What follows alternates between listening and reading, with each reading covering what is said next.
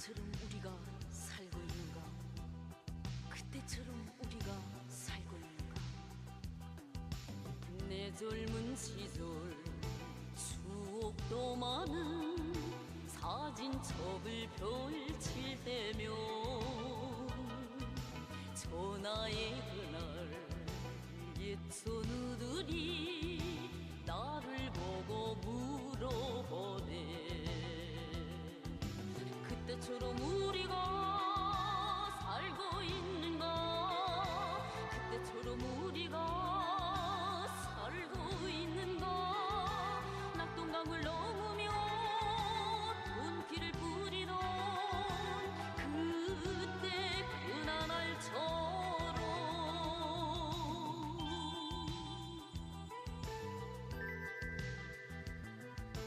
잊을 수 없는 색낡은 사진 한 장 두 장 번질 때면 빈터위에서 젖삽을 뜨던 전우들이 나를 보내.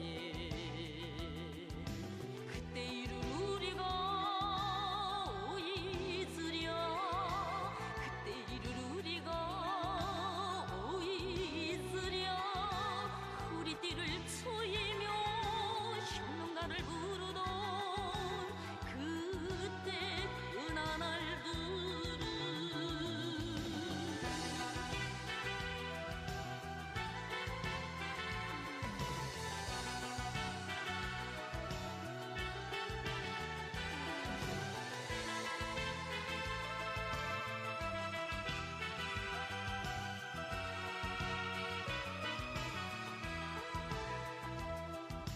세월은 흘러 젊은 시절에 그 모습은 변했어도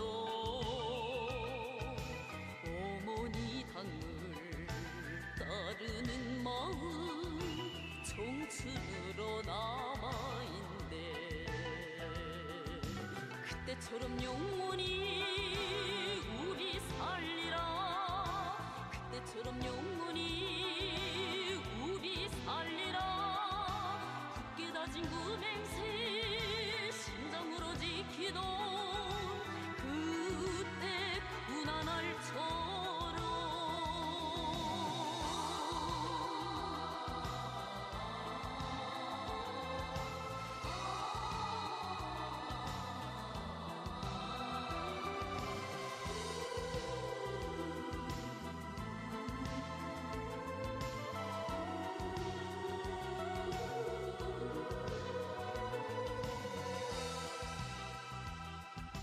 그때처럼 우리가 살고 있는가?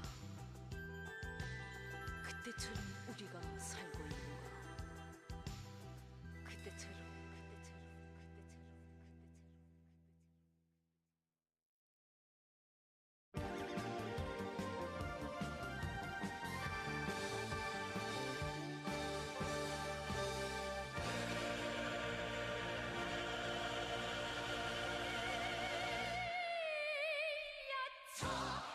이야차 공산주의 세운덕이 저기 보인다.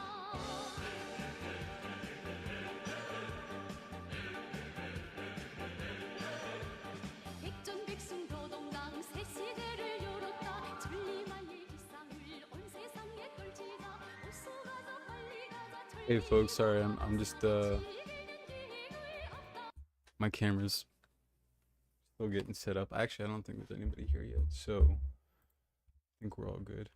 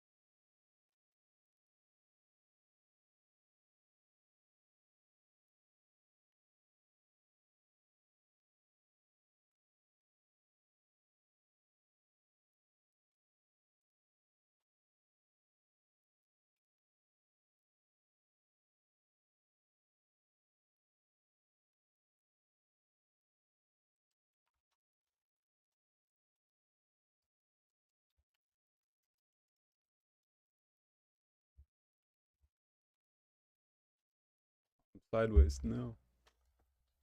It's fine.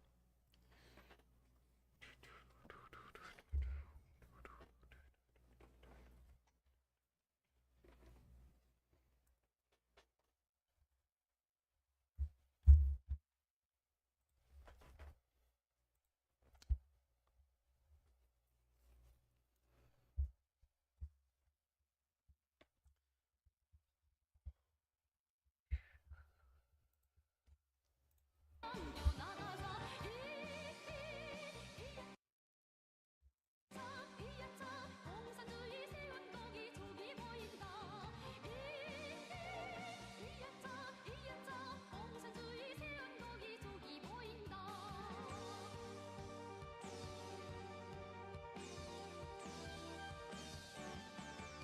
노동당의 전사들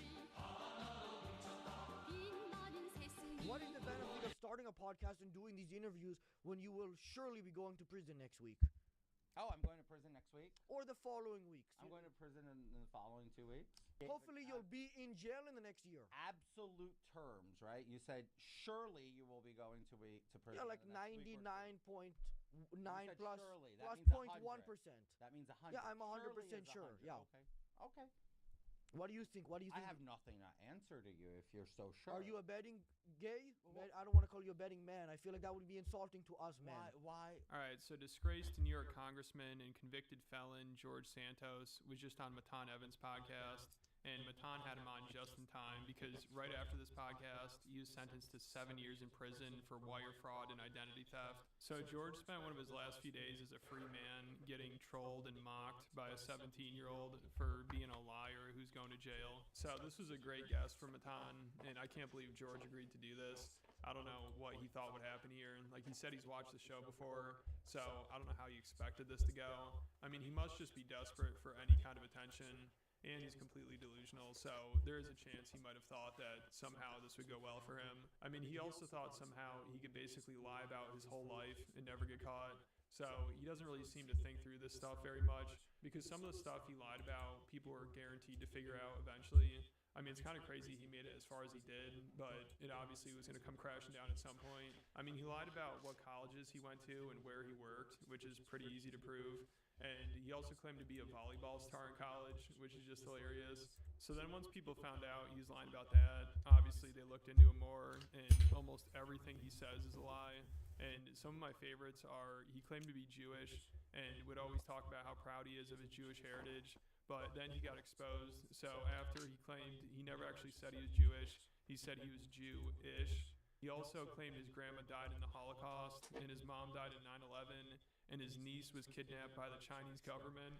So he's a pathological liar that will just lie about anything. I mean, he also claimed to have been on Hannah Montana and The Sweet Life of Zack and Cody. And he was in a movie apparently with Uma Thurman, which didn't even exist. And some other stuff. I don't know why you'd even want to make this up.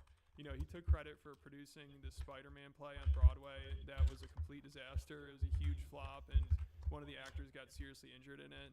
And George claimed to have met Jeffrey Epstein, too. So he's just a lunatic.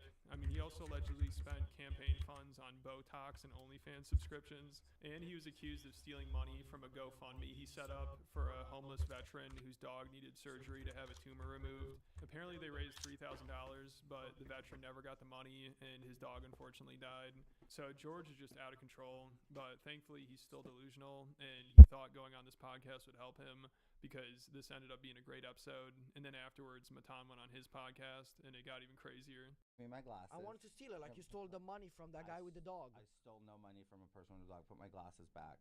You killed his dog. I did not steal money. I will put your glasses back because I don't know Put it back. what will be the consequences of physically stealing from a former politician who's going to jail. Okay. But All right, let's you go. killed that guy's dog and you know it. Yeah, I did. Sure. Do you want to respond to that? No, I refuse to. Very, very repetitive. No new material. Well, You no, couldn't I come want up to. with something more creative. I think I I think saw you're your overestimating how well known you might be to my work. audience. I saw your So I want to go work. over your legendary moments. You know, when people say you're supposed to lie as a politician, they don't mean lying about every arbitrary aspect of your life. Should they teach about you in school as an example of how not to act? That's incumbent upon you. Like what? Considering everything you've done and your upcoming time in jail, wouldn't it save everybody time and I have money? never been to jail.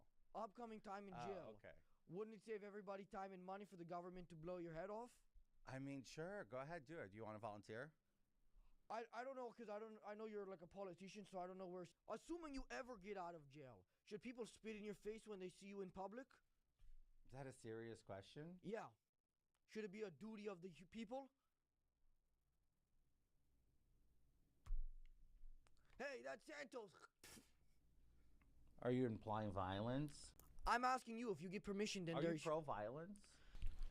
Do they call you long neck because your neck is so long?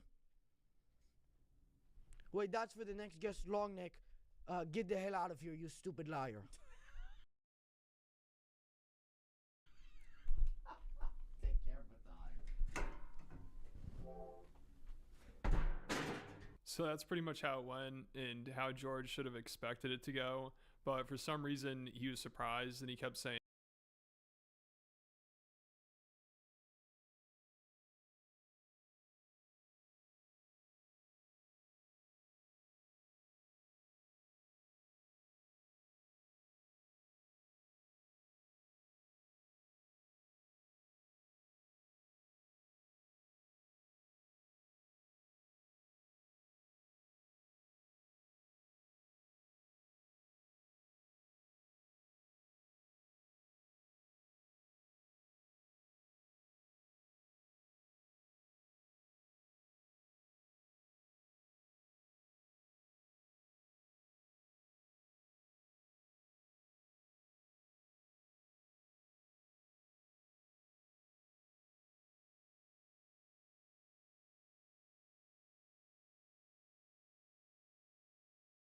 I can't believe I'm doing this podcast. And I'm sure Matan couldn't believe it either. I think he said that George reached out to him too.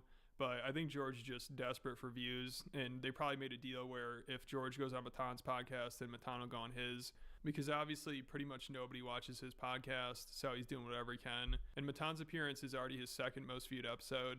And his third most viewed, it looks like they paid for engagement on it, which Matan called George out on, because at the time of them recording this podcast, this episode had 10,000 views, 5,000 likes, and only 2 comments, which is basically impossible. There's no way every other person liked the video, and then only 2 of them commented. You recently started a podcast that's doing so bad, you or someone on your team started buying likes on it. Did you know that it'll only hurt the videos more? I'm not aware. I don't buy likes. I said I didn't want to put you specifically, so you or someone on your team. Nobody, from my understanding, is buying likes on the podcast. Can I ask you a question? Go ahead. One of the videos I saw that I'm so stupid, bro. Oh my god. How many times have I been talking direct? It was like 5 minutes this time that I was talking on mute. I cannot believe myself sometimes. But you said everything is happening. What's up, Lucia? How are you?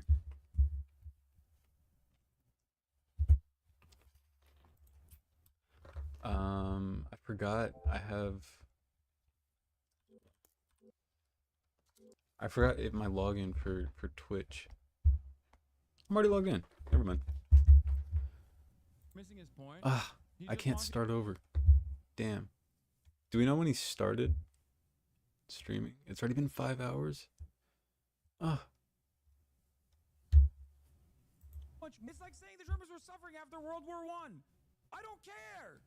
What the fuck? I'm doing okay. I got on late and way later than I wanted to regarding this.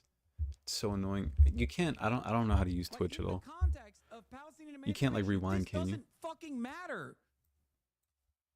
Do you not understand? Fuck. And it's like everything has to be around anti-Semitism all the time because that's the only way. That's the only fucking way you can justify this militant state. Do you not understand how this works? This is why he has to constantly present like these guys are all anti-Semitic. Here, let's get to the fucking militant resistance. Let's get to the heart of the matter here, okay? Because there's so much happening here. There's so much happening here that's so idiotic. So if the Jews of Israel are surrounded by Islamic militant terrorist groups that have Islamic militant terrorist groups stated their goal is to annihilate Israel as a Jewish state. Hamas was founded in 1978 as a Muslim Brotherhood cutout that was actually a fucking Islamic charity, okay? Hamas was not around in 1948. You cannot bring that up. Hezbollah was not around until 1982. And Wait. Guess what? Sorry, what? I thought Idubbbz was going to be there.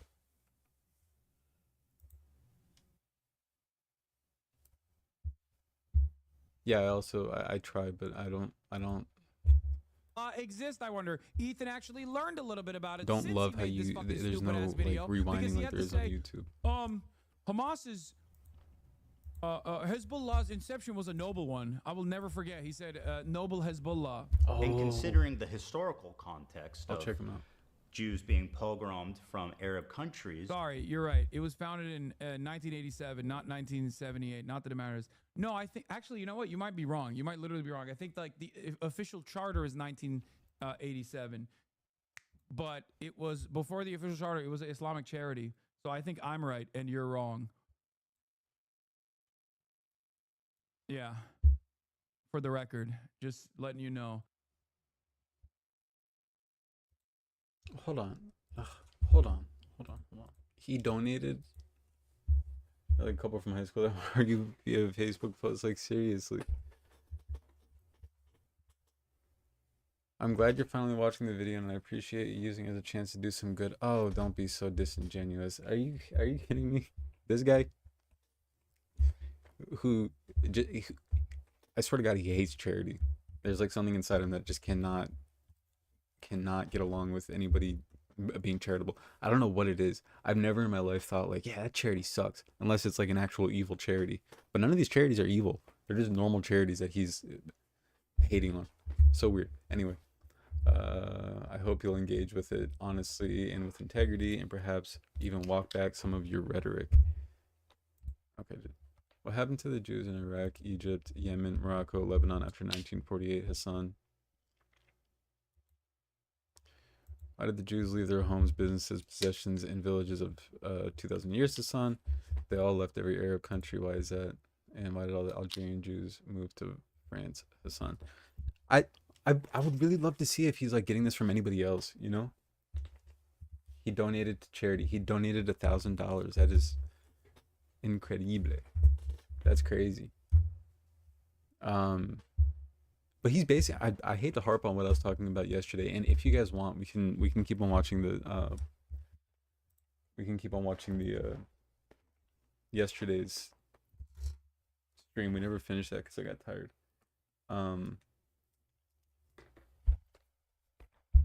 But like he doesn't bring up anybody else. He just brings up this Avi Shlaim, and even Avi Shlaim he doesn't understand. So it's like, where is he getting all this from? You're racist. That's it. It's just pure racism in your mind. Okay? I'm sick and tired of fucking addressing this as anything but. Yeah, like I will talk shit about charity. Like what was that one? Who the one charity by the band U2? Playing this song and dance. Like, I'm not a woke motherfucker by any means. Okay? I'm very, very understanding of how social conditioning works and how someone can engage in microaggressions or whatever the fuck, okay? Ethan was trying to constantly chirp about microaggressions, but this is not a microaggression. This is a pure racist fantasy.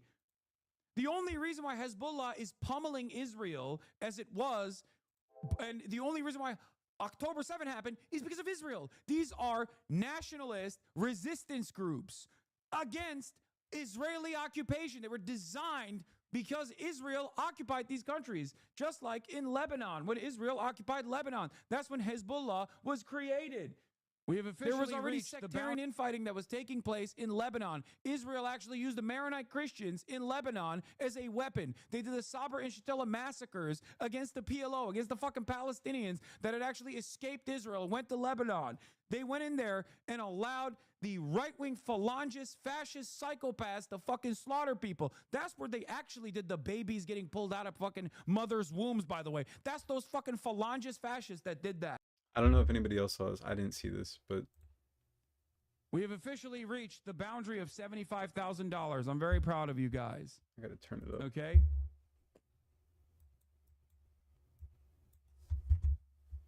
Oh, that's it. Okay. We have officially reached ability so that they could kill every single Palestinian and Shia Muslim in Lebanon they could. Fuck. They boxed these people in, and it was a complete slaughter. There's also a fucking Waltz with Bashir is the movie that an Israeli made about his own experiences, like losing his fucking mind after seeing the barbarity. Okay. I thought that they were gonna be with whatever happened to Idubbbz and Anissa hanging out. I saw that I think Anissa is hanging out with like Denims or something. But I figured it was I figured they were gonna hang out together. I don't know what happened with that. If anybody else do.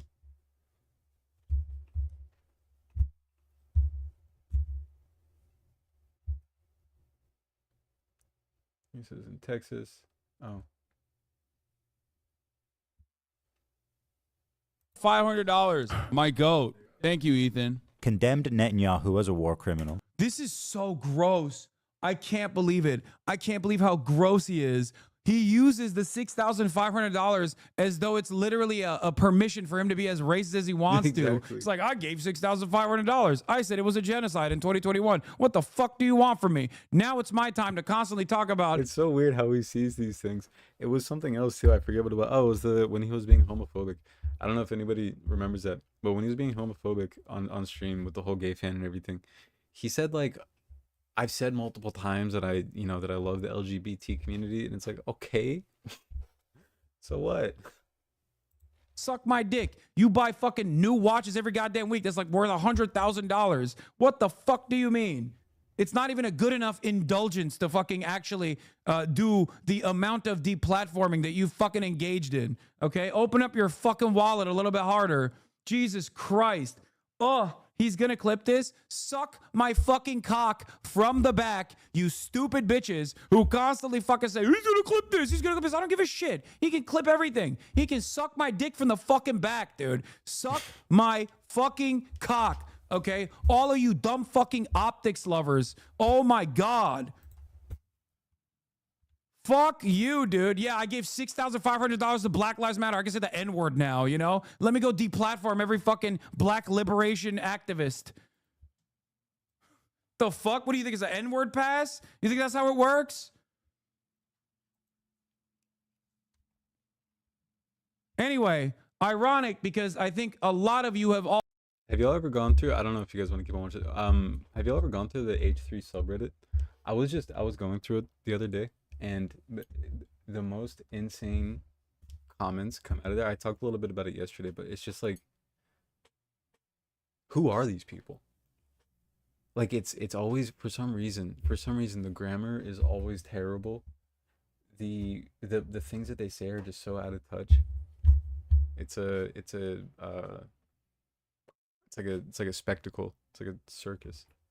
And actually fundraised, worked with charities on the ground that were working at the time, that were able to deliver aid into Gaza. He saw that, and he was fucking jealous. That shit was so silly. You can suck my dick from behind. It's like, okay, dude.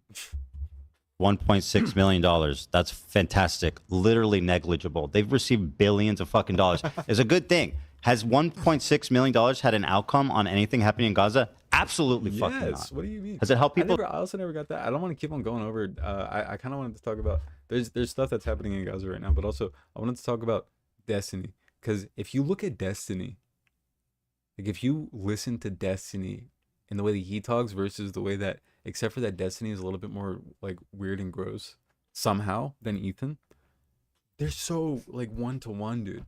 Because they both pose as like completely fair and honest people who are just looking at things you know, from top down view or whatever. Like I'm seeing the big picture. Elected. So when Ethan Klein wants to present himself as pro-Palestinian, he says Netanyahu should resign in disgrace. But when he's having a conversation with me and actually pro-Palestinian, I can never get my dang audio right. Okay. Netanyahu should resign in disgrace. This is his fucking response.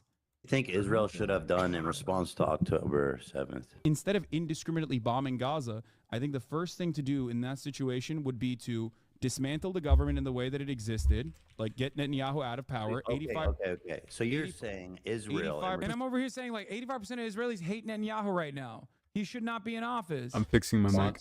Hold on, dude. You're saying in response to this terrorist attack. Yeah. What happened? But when he's saying he's a stalwart ally of the fucking Palestinian plight, all of a sudden he's like, well, I said Netanyahu should resign in disgrace.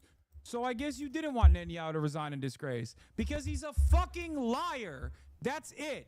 Okay? He is not only a racist, Islamophobic are you able to hear me piece of now, shit, or is that but too he's loud? also a fucking liar. He is inconsistent as shit. It is impossible to pin him down on a position because one day he says, oh, I think it's a genocide. The next day he says it's a fucking war. So you have to look at and I'm going to use a term that Ethan has used quite a bit to justify his clip chimps, the totality of a man's actions. Because he always says, oh, you look at the totality of Hasan. He's anti-Semitic. He's anti-Semitic. He's anti-Semitic. Okay? If you look at the totality of Ethan's actions, you realize that he is an inconsistent, lying piece of shit who's too fucking embarrassed to admit, either because he's worried that his wife is not going to fucking let him sleep in the same bed. Maybe he's going to put him in the fucking race car bed or something. Or because that's just genuinely his perspective. Yes. I can't. Watching Hasan is a little bit difficult. Wait, Lucia, is it? I don't want you to be the only one. I did change some of the volume, so it might have just gotten better. But yeah, let's this. I don't know if, first of all, there was a clip that was going around when Walter Masterson, not sure if anybody knows him, he was talking to, for some reason, George Santo brought Walter Masterson, who was like a infamous, he's not really that funny to me, but I like what, I kind of like what he's doing. He's going around and like, I fuck with it. He's going around and making fun of Trump supporters. Yeah. And I like his like impromptu stuff more than like his planned stuff, to be honest with you. Here we can, but yeah, for some reason George Santos brought him on his show and he got absolutely walked. And what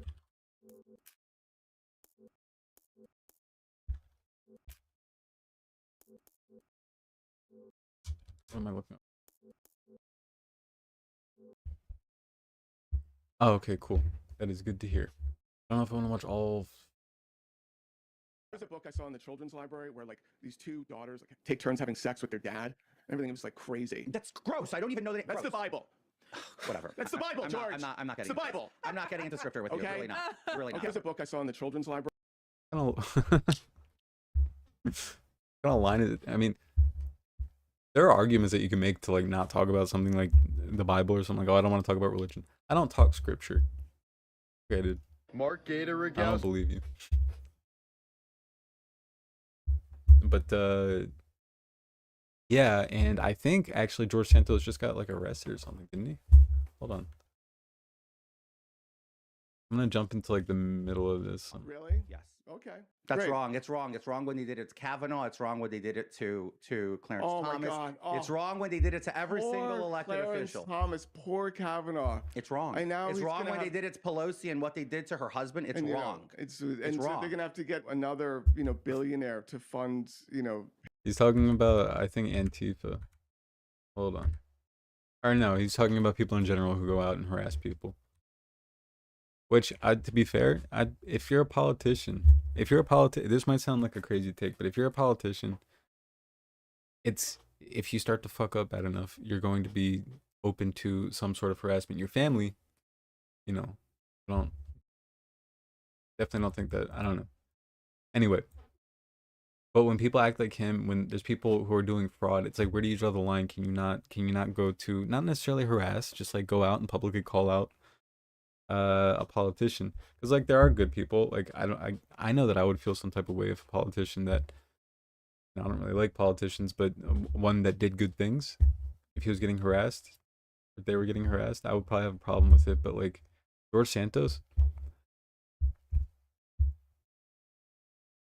Public as an elected United States but, like I don't know where you draw the line between like, can a public official be hit for like,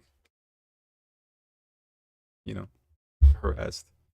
Congressperson, I absolutely That's stand wrong. by it. That's wrong. Really? Yes. Okay. That's great. wrong. It's wrong. It's wrong when they did it to Kavanaugh. It's wrong when they did it to Clarence Oh my Thomas. God. It's Oh. wrong when they did it to every Poor single elected Clarence official. Thomas, poor Kavanaugh. It's wrong. And now it's he's wrong gonna when they have- did it to Pelosi and what they did to her husband. It's And, wrong. It's wrong. So they're gonna have to get another, billionaire to fund, pay their mortgage and have a move and stuff like That's that. just not It's true. terrible. None of that Such is a strange None of guy. But it just kind of proves, was he ever left wing? I don't remember.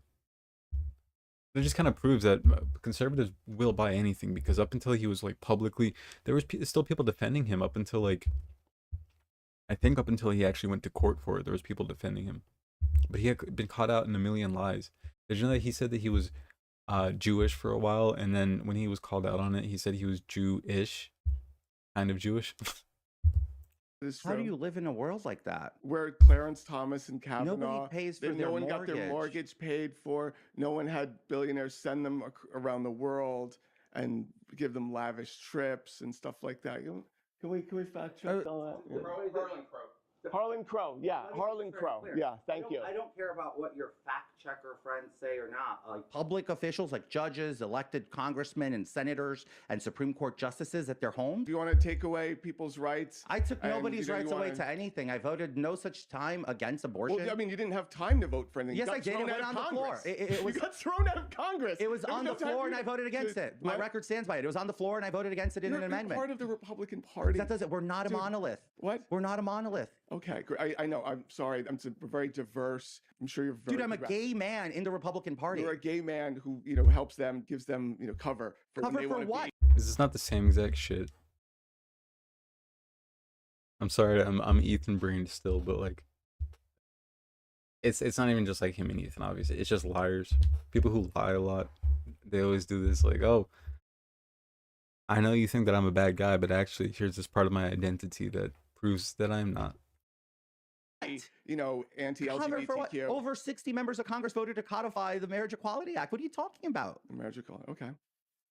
Please tell me what's your thought on Okay. that? I'm sorry. You know what? They don't. They Anyway, so yeah, that's him, and then What is the benefit of starting a podcast and doing these interviews when you will surely be going to prison next week Oh, I'm going to prison next week. or the following weeks? I'm going to prison in the following 2 weeks. Hopefully, you'll be in jail in the next year. Absolute terms, right? You said surely you will be going to prison. Yeah, like in the next week or two. 99.9 said plus surely. That plus means 0.1%. 100. That means 100. Yeah, I'm 100% Surely is sure. 100. Yeah. Okay. Okay. What do you think? What do you I think? have nothing to answer to you if you're so sure. Are you a betting gay? Well, I don't want to call you a betting man. I feel like that would be insulting to us men. Why? All right, so disgraced New York Congressman and convicted felon George Santos was just on Matan Evans' podcast, and Matan had him on just in time because right after this podcast, he was sentenced to 7 years in prison for wire fraud and identity theft. So George spent one of that's what I was wondering. Yeah. his last few days as a free man getting trolled and mocked by a 17-year-old for being a liar who's going to jail. So this was a great guest from Matan, and I can't believe George agreed to do this. I don't know what he thought would happen here. Like he said, he's watched the show before, so I don't know how he expected this to go. I mean, he must just be desperate for any kind of attention, and he's completely delusional, so there is a chance he might have thought that somehow this would go well for him. I mean, he also thought somehow he could basically lie about his whole life and never get caught, so he doesn't really seem to think through this stuff very much, because some of the stuff he lied about, people were guaranteed to figure out eventually. I mean, it's kind of crazy he made it as far as he did, but it obviously was going to come crashing down at some point. I mean, he lied about what colleges he went to and where he worked, which is pretty easy to prove, and he also claimed to be a volleyball star in college, which is just hilarious. So then once people found out he's lying about that, obviously they looked into him more, and almost everything he says is a lie. And some of my favorites are he claimed to be Jewish and would always talk about how proud he is of his Jewish heritage, but then he got exposed. So after he claimed he never actually said he was Jewish, he said he was Jew-ish. He also claimed his grandma died in the Holocaust, and his mom died in 9/11, and his niece was kidnapped by the Chinese government. So he's a pathological liar that will just lie about anything. I mean, he also claimed to have been on Hannah Montana and The Sweet Life of Zach and Cody. And That's true. Adam Friedland and I think they're definitely not, obviously not the same type of like I don't even know if you could call him a troll, Adam Friedland. He didn't actually though, right? He didn't Matan didn't go on Adam Friedland, I think. Um I could be wrong. But yeah, that would be a very funny match. Yeah, exactly. And he was in a movie apparently with Uma Thurman, which didn't even exist, and some other stuff. I don't know why you'd even want to make this up. You know, he took credit for producing the Spider-Man play on Broadway. That was a complete disaster. It was a huge flop, and one of the actors got seriously injured in it. And George claimed to have met Jeffrey Epstein too. So he's just a lunatic. I mean, he also allegedly spent campaign funds on Botox and OnlyFans subscriptions. And he was accused of stealing money from a GoFundMe he set up for a homeless veteran whose That would be dog me. needed surgery to No, have I'm his just tumor kidding. removed. Apparently they raised $3,000, but the veteran never got the money and his dog unfortunately died. So George is just out of control. But thankfully, OnlyFans subscriptions? Does he? I mean, they're not that. How much are OnlyFans subscriptions that you need to use campaign funds to buy them? You don't have like spare money. Also, lying about the volleyball part is very funny. What? Like, where do these come from? Also, why OnlyFans? It's not like, aren't they like $5 to $20 OnlyFans subscriptions? What does he need to use campaign? Unless he was subscribed to just so many that it was hard to keep up with, so he needed. Like a he's still bunch of them? delusional, and he thought going on this podcast would help him because this ended up being a great episode. And then afterwards, Matan went on his podcast, and it got even crazier. Give me my glasses. I wanted to steal it, like you stole the money from that guy with the dog. I stole no money from a person with a dog. Put my glasses back. You killed his dog. I did not steal money. I will put your glasses back because I don't know Put it back. what will be the consequences of physically stealing from a former politician who's going to jail. Okay. But All right, let's you go. killed that guy's dog and you know it. Yeah, I did. Sure. Do you want to respond to that? No, I refuse to. Very, very repetitive. No new material. Well, no, Couldn't I come up want to. with something more creative. I think Native face. That's a great. Yeah, that is a great way to put You it. know, I think saw you're your overestimating work. how well known you might be to my audience. Although, I don't know why I sounded like a British. Although, I think Elon looks a little bit stranger than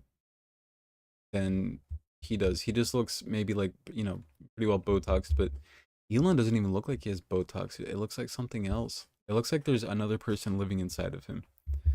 Is how I'll put it. So I want to go over your legendary moments. You know, when people say you're supposed to lie as a politician, they don't mean lying about every arbitrary aspect of your life. Should they teach about you in school as an example of how not to act? I can hate this kid, but he's actually funny sometimes. That's incumbent upon you. Like, what? Considering everything you've done and your upcoming time in jail, wouldn't it save everybody time and I have money? never been to jail. Upcoming time in jail. Okay. Wouldn't it save everybody time and money for the government to blow your Oh, head okay. I mean, sure. Go ahead, do it. Do you want to volunteer?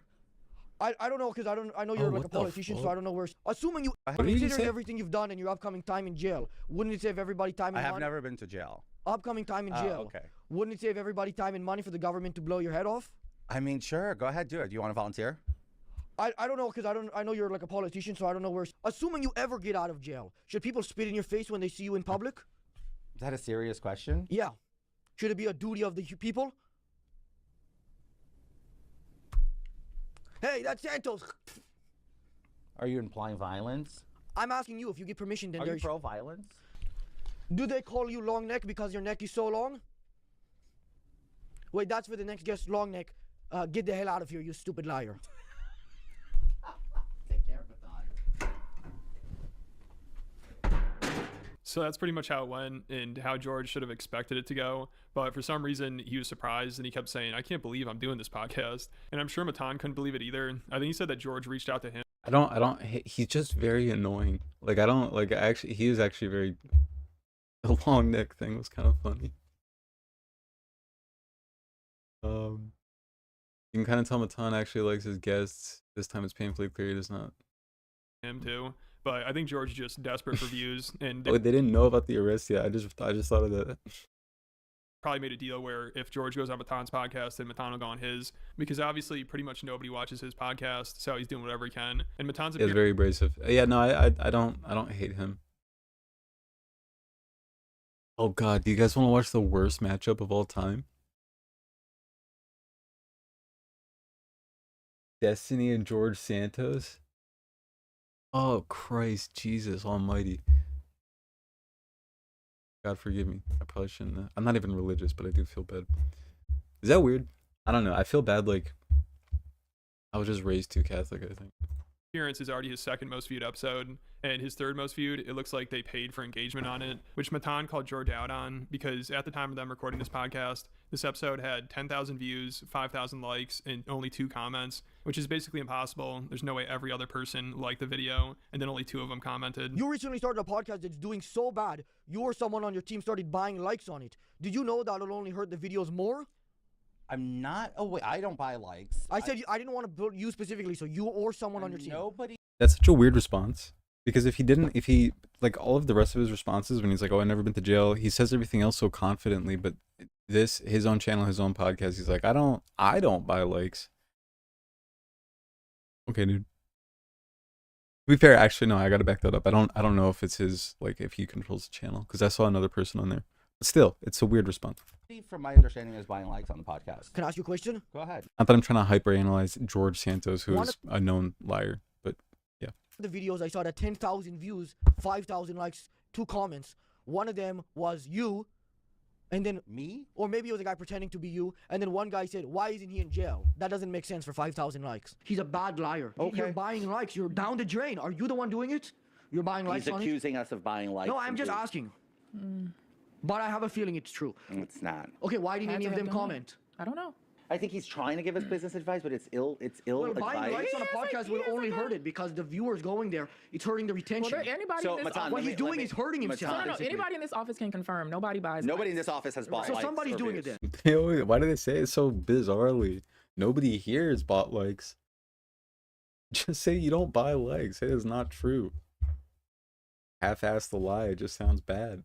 Okay. As a matter of fact, you have that app downloaded? He doesn't. This I is owe a you production nothing. company. He doesn't. He do doesn't any of own that. his channel? He does, but this is a production This is a company. production He doesn't have to company. do that. I Like, don't look have to around. do. Like, This is a we have studio. full That's staff. real. And somebody Okay. had to be buying engagement, and George, I mean, he's a liar and he's desperate, so he's probably doing it. Like, also, it's crazy they have a full staff and a legit studio for a podcast that averages less than 1,000 views, and now the host of it is going to prison. I mean, it's crazy George could find anybody to work with him. Like, I don't know what these people are thinking. Who would trust this guy to pay them? And I doubt this podcast was making any money.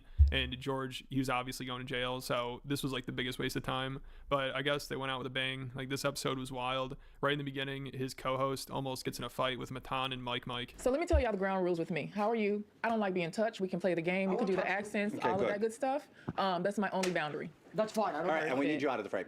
This is our show, not He's yours. still in the frame? No, he's out of the show. No, I don't altogether. want him to be in the frame. I understand. Get him out. Coffee? Have a seat. Yeah, you can stand over here if you want to. Thank you very much.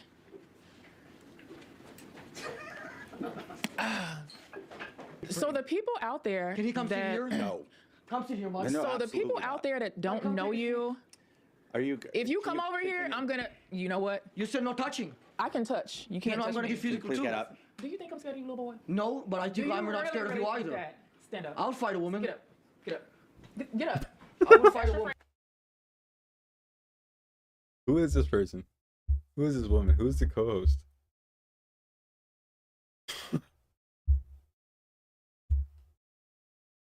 It's not even just Gen Alpha. I mean, he's trolling. She's serious. I'm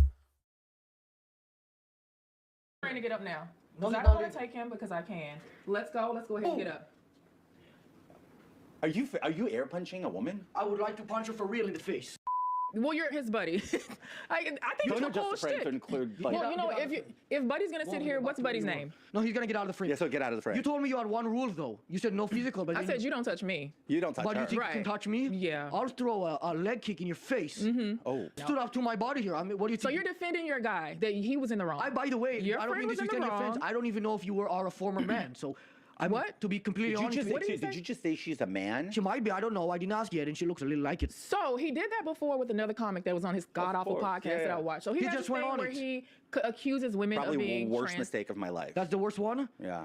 Do you have you ever done anything that's not a mistake? Yeah, but your podcast was a mistake. That's a big compliment to me. That's what I was aiming for. I couldn't believe good. you were gonna do it. No, I couldn't believe I did it. I'm happy you I don't hit my like head it. in the nightstand when I said yes to go on it. But I did tell you. You guys reached out to me, by the way. biggest lie I ever said was I was ecstatic to go on your podcast. You already made that joke. Yeah, no, I'm making it. Get now. out of the frame.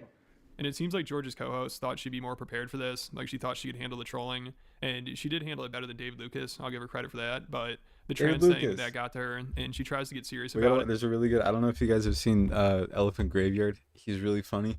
We can watch one of his videos. After this. Well, after I want to go over something else, but yeah. And tell them it's rude, which obviously just makes things so much worse. Inferring that a person is trans and you don't know if they are or not, do you think that's so? How do you rude? approach that subject by going? Do you think if by inferring something about a person? Do you how think can I that's ask rude? you? Are you a dude? That's not something that I think you should know. You should need to know. That's not an Just important ask thing. because of your facial structure. That's not something that's important for you to know, though. It is important. But do you We're doing think an that is interview. rude I just by met you today. inferring? Let We just me- met today. If I got the pronouns do you wrong, know you my might name? go crazy. Do you know my name? Right. Jamal. So before you asked anything, you asked about. You started insulting my face, I guess. So I'm No, I trying to didn't. look like a I woman didn't right call now. you ugly. I'm trying to appear like a woman. I didn't so let's insult you. treat me as if I'm a girl. I would not right? insult you. That would be rude. So let me tell you this. I took that as an insult. You literally said already you've crossed so many boundaries. Why do you do that? You told me you only Do you had have a one. girlfriend? You told me you only had one. He's never been touched by a girl, and he never will. Are you gay? Oh. Are you? You told me you only had one boundary. Are you gay? You told me you only had one. Stupid. Are you Matan, racist? Yeah. absolutely. The worst Let me ask you a conversation. question. What time is this over? What time are we done with this? one? Dude, I don't know. It's been over for like the first 20 minutes for Bro, me. think he it was went over on before his podcast. I believe he did it.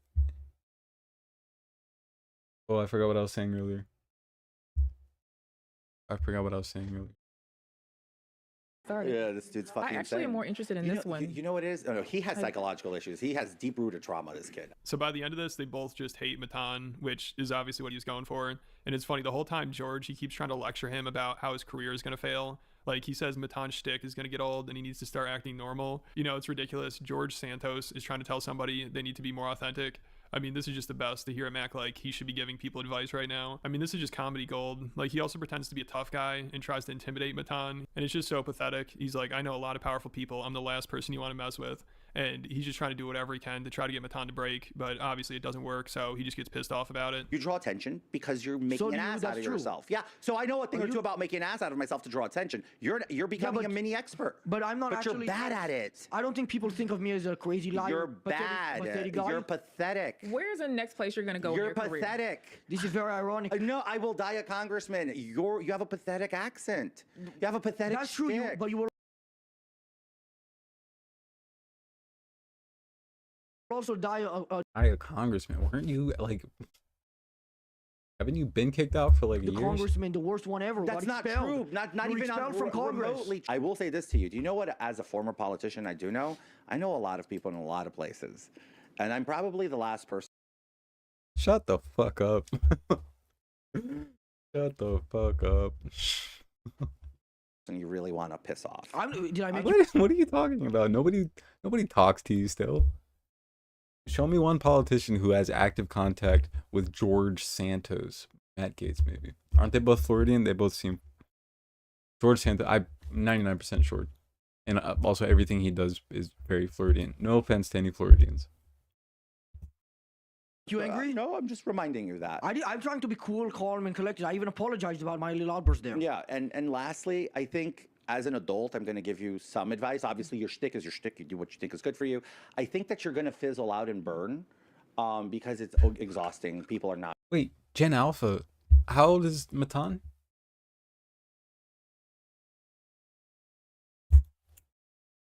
He's not a minor, right? I mean, he would have to be Gen Alpha. Going to want to work with you, and you're going to slowly see that your shtick is going to cost you. Going to ice yourself out of this entire industry. I don't think I'm playing a You character. have had. What industry is he in? He's not. He's.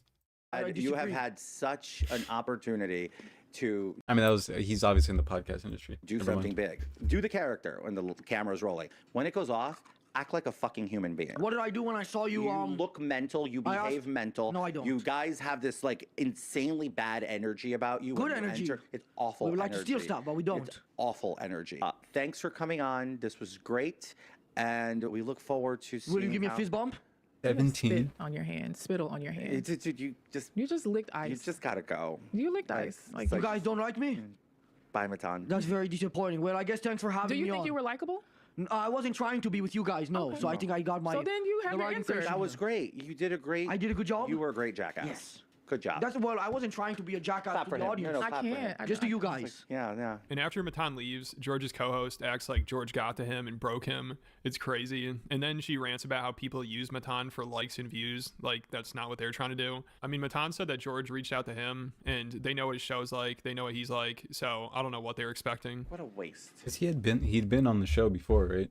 He had previously that the first clips that we watched were from a show that took place beforehand. The way he was talking about it. Jackass. You broke him. I broke him? You broke that kid. You did. That kid was just. Did we get anything? You broke Was him that even an because he- interview? It was not an interview. Like, what was that? I don't fucking know. In my entire life, and look, You fuck is that? comedians, you famous folks out there that go on this young man, this kid's show, you're using him for likes and views. You yourself don't see the longevity, and you're not teaching him anything. And I know I'm getting too Okay. serious right now. I'm going. Okay, you just tried to fight him. What are you talking about? He tried to fight you, to be fair.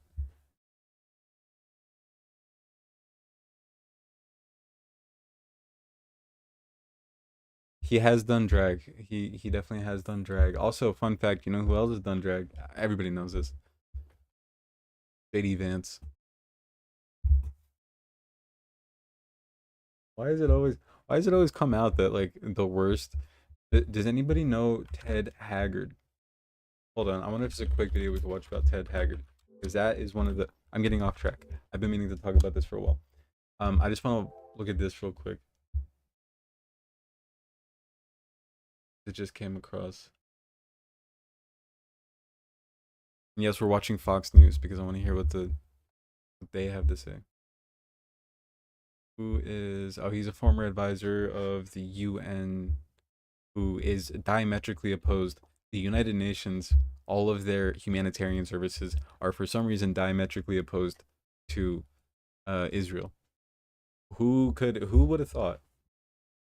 They've been going on for years about how they're anti-Semitic, or not even, they won't even use those words necessarily, but they'll reference how there's people in the UN, in the ICC, and the ICJ who just happen to be Arab or from majority Muslim countries. It's just like, okay. President Trump is headed to the Middle East next week for the first official foreign trip of his second term. So we're going to be having some conferences next week. I'll also be going to Saudi Arabia and other places. We'll be going to UAE and Qatar.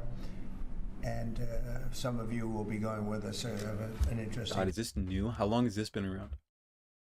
That broken ass website. Holy shit. Okay. Stop it. That might have been user error. Fox News' anti-Semitism exposed newsletter brings you stories on the rising anti-Jewish prejudice across the U.S. and the world. Arrives weekly. Hold on. We gotta subscribe for this? Hold on. I just want to see what they talk about.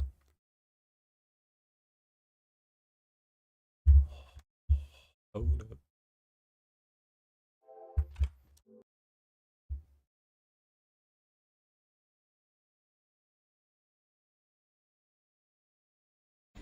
President Trump is headed to the Middle East next week for the first official foreign trip of his second term. So we're going to be having some conferences. Sorry, I'm trying to figure out what's in this the Fox News anti-Semitism newsletter. I can't imagine what it is, but I want to see.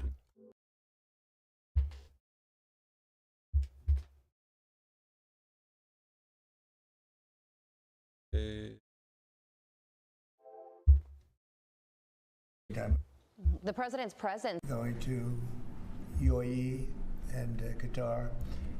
And some of you will be going with us. So have an interesting time.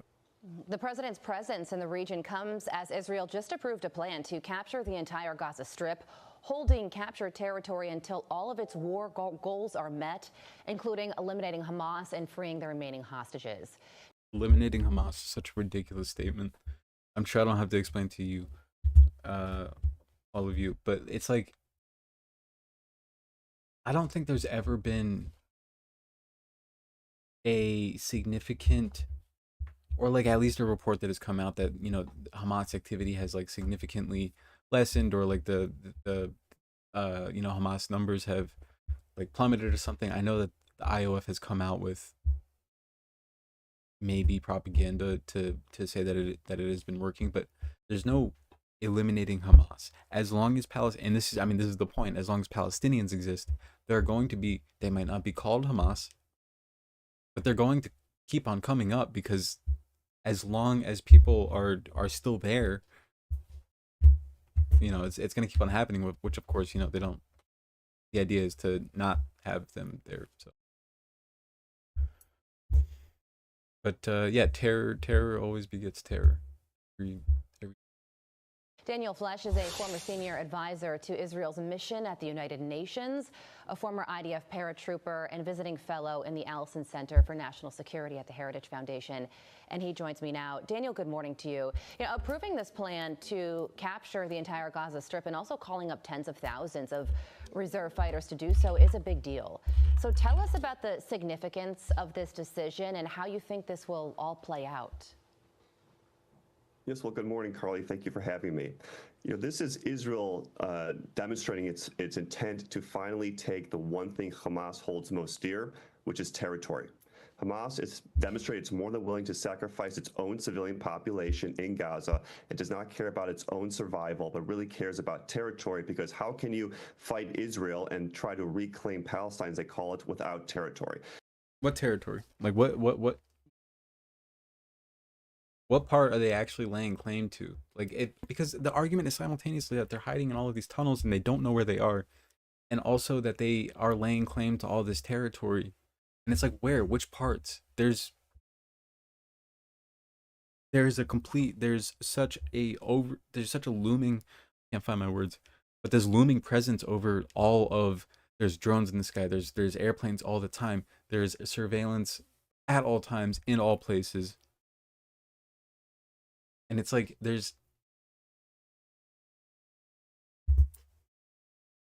So this is demonstrating Israel does not care finally take the one thing Hamas holds most dear, which is territory.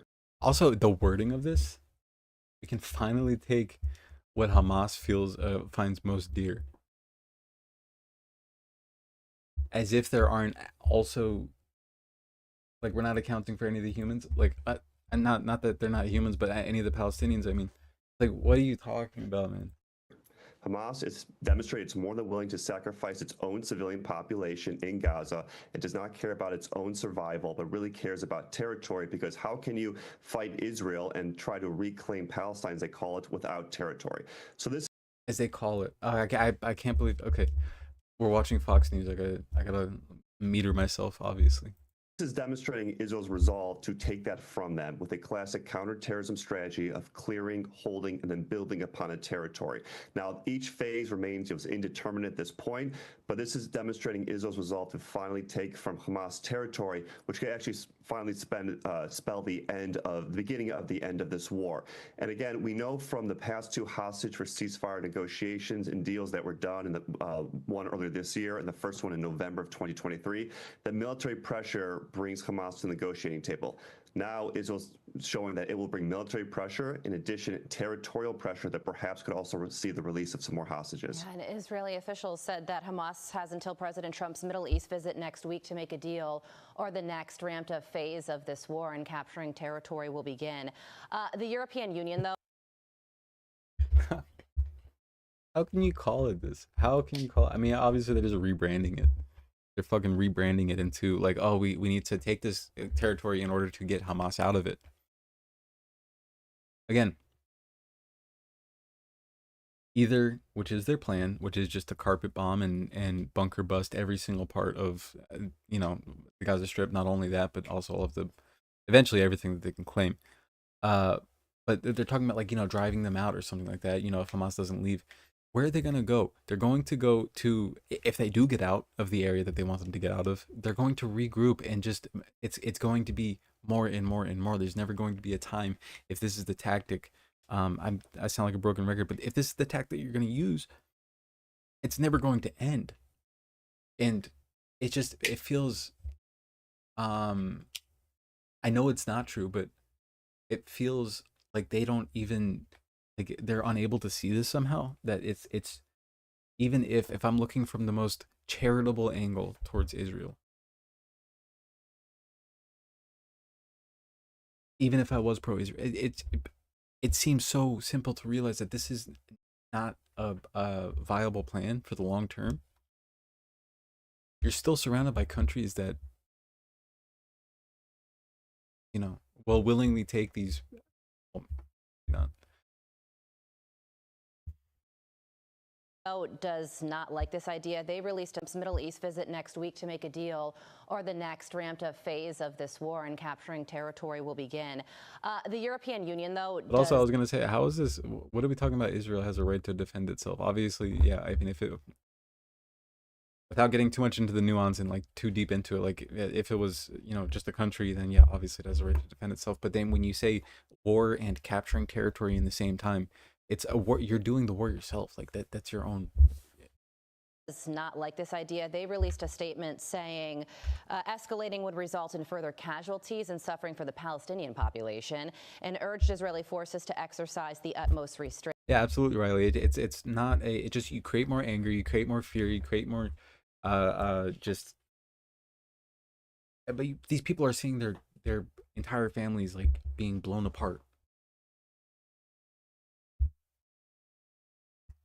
Even if, you know, the optimal solution, everybody just like, you know, bows their head and sulks off somewhere, which is what they is, you know, how they see this working out properly, like if it worked out properly. But there's still going to be a significant amount of people who are just fucking angry. And the fact is that this is a war on Hamas, you know, which obviously includes the Palestinian people.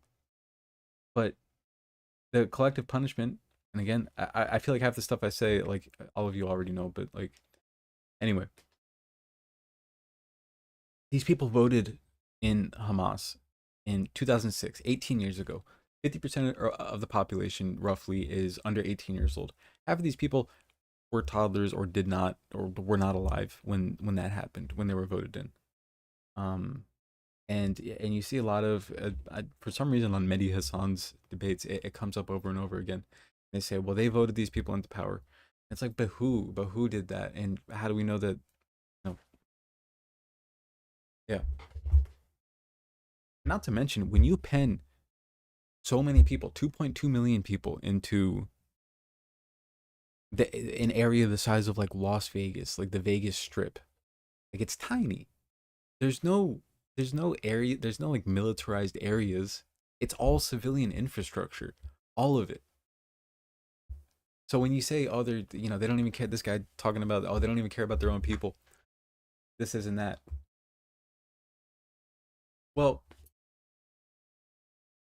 again, if I'm gonna come at this from the most charitable view, it's like, where are they? Where else would they be? Of course, they're gonna be in civilian infrastructure. If they are, you know, in hospitals, which is tenuous at best, you know, that claim. What isn't tenuous is that the IOF has occupied many hospitals before, you know, laying them to the ground, or raising them to the ground. But like, yeah, I mean, that's the only place that they reasonably would be, because you pen them in to such a small area, 2.2 million people, and now they're planning on doing it again in even smaller area. They said that there's I believe it's a 15 square mile area. I'm gonna look this up. A 15 square mile area where they're going to relocate. It's near Rafah, where they're going to relocate all of the people in Gaza. And it's like, first of all, that's like 45,000 people per square mile, I think. If let me look this up. But it's yeah, I mean, inherently that can't be a peaceful process. There's no way that it's going to like go smoothly. There's going to be, they say, oh, we want to relocate them, but I am 100% positive that they won't have any issue using lethal force. But even if optimally their plan was, yeah, well, we'll have to use the military and we'll have to, you know, try to force them, smoke them out into this area, there's no way it would go according to plan. It would be inherently violent. Inherently, there are going to be lives lost. And you're asking, you know, again, the most charitable, you're asking the people who are, in your words, their oppressors, you're asking the people who are being oppressed by Hamas to account for Hamas. You say, oh, you guys have to, Israel Katz, the new defense minister, is saying like, oh, you force them out, you have to write them off, or else we're gonna, make it hell on earth in Gaza, as if we already haven't been. Which is the definition of collective punishment, which is the definition of a violation of the Geneva Convention. Israel is no stranger to pressure, and here it is again. I'm sure with your workings with the UN, you're not surprised by this comment, but what is your reaction to this pressure that Israel is once again facing from the international community? You're right. I am not at all. Europe and capturing territory will begin. The European Union, though, does not like this idea. They released a statement saying escalating would result in further casualties and suffering for the Palestinian population, and urged Israeli forces to exercise the utmost restraint. Israel is no. Yeah, sorry to keep on pausing it. This is what I was talking about. I'm gonna get. It's not gonna let me read this.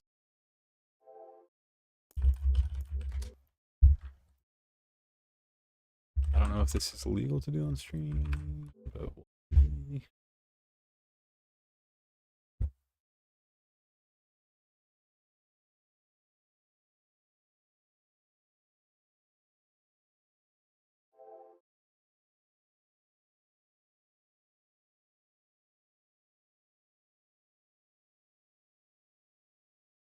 Palestinians in Gaza have long lived in one of the most crowded places on the planet. Like I was saying, it's about the size of Las Vegas, where they currently live. Gaza, where the Gazans currently live, rather. Since war broke out over 10 months ago, the designated place in which... Oh. This is an old article. There was a new offensive that... I'll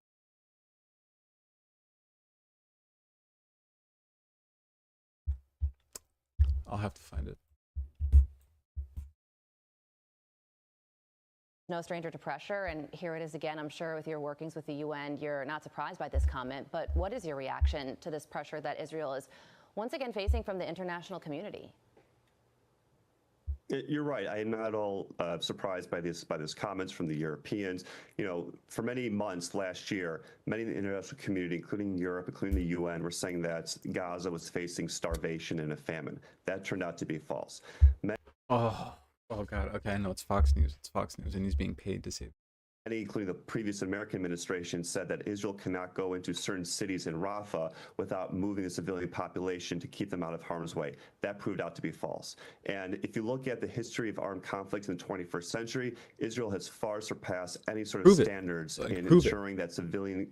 Prove that it's false, and that there is actually aid getting into Gaza, because literally your own government, literally your finance minister Smotrich, literally Ben Gvir, are saying that, yeah, there's no humanitarian aid going in, and we don't want to renew that. We don't want to renew any humanitarian aid. They're literally saying publicly. Ben Gvir was saying, like, yeah, we're going to rocket their food supplies, and the Americans are on board with it. It's like, at least get one consistent story. Good Christ. Casualties are kept to a minimum. So all the naysayers and all the other European communities and leaders out there who say that Israel should not be doing this, it is only because Israel has been defying those perceived warnings that is able to defeat Hamas, which is a threat not just to Israel, not just to the United States, but also to Europeans. Yeah. So it is a good thing that Israel will not be heeding these warnings, that Israel needs to do what it can to defeat Hamas in this war for survival. I mean, it's a big goal. And, as a former IDF paratrooper, it's in the same 5 minutes. Oh, we're doing a war for survival, and we're also doing land grabs at the same time. It's a war to defend ourselves, but we're also grabbing land. Okay. Just militarily, is it possible for Israel and the Israeli military to take over the entire Gaza Strip, get the Hamas fighters out, and keep the Israeli hostages safe in the end? Certainly would be a difficult challenge, and it's not clear just yet if Israel needs to take over all of the Gaza Strip, for example, and that's obviously what's being discussed at this point, but we are not even into day one of this Operations Gideon's Chariots just yet. In fact, as you mentioned earlier, it's supposed to start after President Trump leaves the region next week. So perhaps this is a time for Hamas to actually want to negotiate some sort of ceasefire and release more hostages. But certainly Israel's more than capable. That's what they were trying to do before you guys started this this unannounced brand new offensive after Trump got elected. That's what they were doing. And you know what? You killed one of the lead negotiators' grandsons for no reason, who was 2 years old. Y'all killed a 2-year-old grandson of one of the people who was negotiating with you and who was actually cooperating, who the entire time since 2006, they have been making negotiations. Hamas has been like more than open to negotiation, and they've either been turned down or violated every single time. Of taking over, conquering a territory like the Gaza Strip. It has effectively done that since October 7th, when Hamas launched the war and invasion against Israel. And now it's just a matter of holding territory, which also could lead to the day after in Gaza. But again, the best thing for the Gazan people, for the Israeli people, and for the world is to defeat Hamas, to see it rid of territory to control, and that's what this new strategy, this new operation seeks to do. Hopefully the threat alone will get Hamas to the negotiating table. I love how they also, like, at no point do they account for, like, the Palestinian people. Like, all they say is that, yeah, the Gazans need to get rid of Hamas. They're talking about the US. I mean, I don't know why I'm surprised by that. Shouldn't be. What was that about the...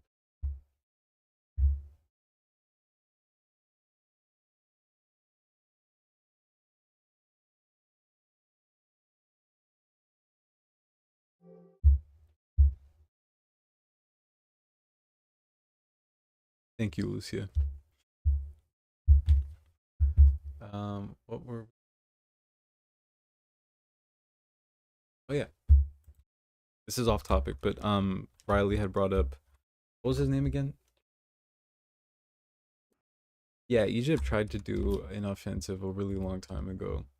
Ever since then, they've been very cooperative. Well, I mean, that's a huge simplification, but there was a lot happening, I think, back in the 1960s, during the 1960s, when they started, shrinking the land that Palestinians had. But yeah, Riley, what was that? What was the name of that guy? The comedian, David Lucas.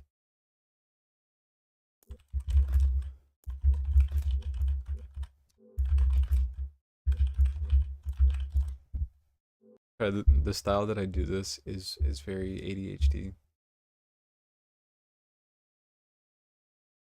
I just jump around.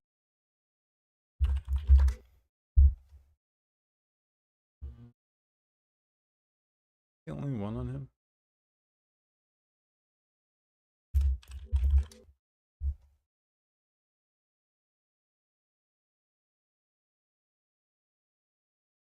I thought there was another video. Obviously, we like to joke around on this channel quite a bit. Dan, who? And normally that's a good thing. People Are say you the world joking needs about yesterday when we didn't know the Dan guy, the Dan Saltman? I know a lot of Dans, and to be frank, I don't. laughter more than ever. But we just saw something on the internet that has us feeling a little concerned about what we're doing here. And by the way, if you haven't kept up with the nitty-gritty details of what's been going on around here over the past month, well, sadly, we've endured a heavy, heavy loss after some dedicated acolytes located and abducted one of our staff members after he made fun of their podcast daddy, Joe Rogan. They did not like that video we did about Joe's special not being very good, and yeah, sadly, they managed to find out where he was living in the woods up in northern Canada in a little shack there. Well, technically, according to Canada law, it would be classified as a shed, but I guess they drove up there and captured our guy and dragged him out into a deep woodland and left him to die from exposure. It's real cold up there these days, and I mean, this was a couple of weeks ago now, so he's definitely toast. We did send a search party up there to look for him, but yeah, there was no trace of him, no trail to follow. This video is about. To be honest, I really didn't want to do another video about this guy, but this is just so bizarre that we felt it would be in everybody's best interest to get a little cerebral and examine it. It's about our old pal David Lucas, who we've discussed here a couple of times now. So sorry. I guess this video got taken down. Oh, damn, it was so good. about that. But David just appeared on this show here. It's hosted by a 17-year-old provocateur guy called Matan Evan. 17, just a kid. Matan's shtick is all about seeing how their targets react to whatever he throws at them. Have you ever slept with a man? Okay. I'm done. Done? Yeah. It can tell you a lot about a person, the way they respond to being poked by these types of guys. Could you tell me where you're going anyways, even though it's not my business? No, I'm not going to tell you, because none of your damn business. You're going to the Parliament buildings? Bullshit to you, I'm not going to the Parliament buildings.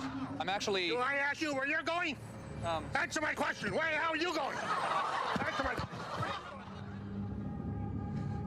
I would suggest that you don't. Oh, shit. Hey, wait. You like Thai food? I'm out this bitch. No, you like TI food? You get it? Like Thai food? Yeah. We love landlords. Oh, there he We're all is. against unions. We're here to protest against the landlords and the unions. We love them. We love landlords. We love landlords. We love them a lot. We're all against unions. They're not fair to the corporate companies. This is a crazy protest. Dumbass parents, obviously, didn't It's a smack song. him around enough when he was fucking born and bred. I do believe in hitting children. We love Yeah. landlords. We love landlords. We love them. We love landlords. We literally got on this one broadcast. Mm-hmm. Bro, it was the weirdest broadcast ever. The kid was an asshole, and he was like 16. His name is Matson Evan. He kept asking like personal questions that I like was it getting was too pissed off. personal I for was the about to- podcast. You think it's a bit weird that some of your audience watching, some of that explicit videos might just be little kids who found some of your other videos funny on Instagram? He wouldn't let up. He kept asking the try same question over and over. Sound Lucia. the drums, people couldn't believe what I had become. They got more fucking stupid. Egypt controls the southern border of Gaza. They don't want to let Gazans through, even though Sinai is partially controlled by Israel. I believe there are some refugee camps. Lucia. Let me read that again. Egypt controls the southern border of Gaza. Right. Yeah. The where Rafah is. The Rafah border. Yeah.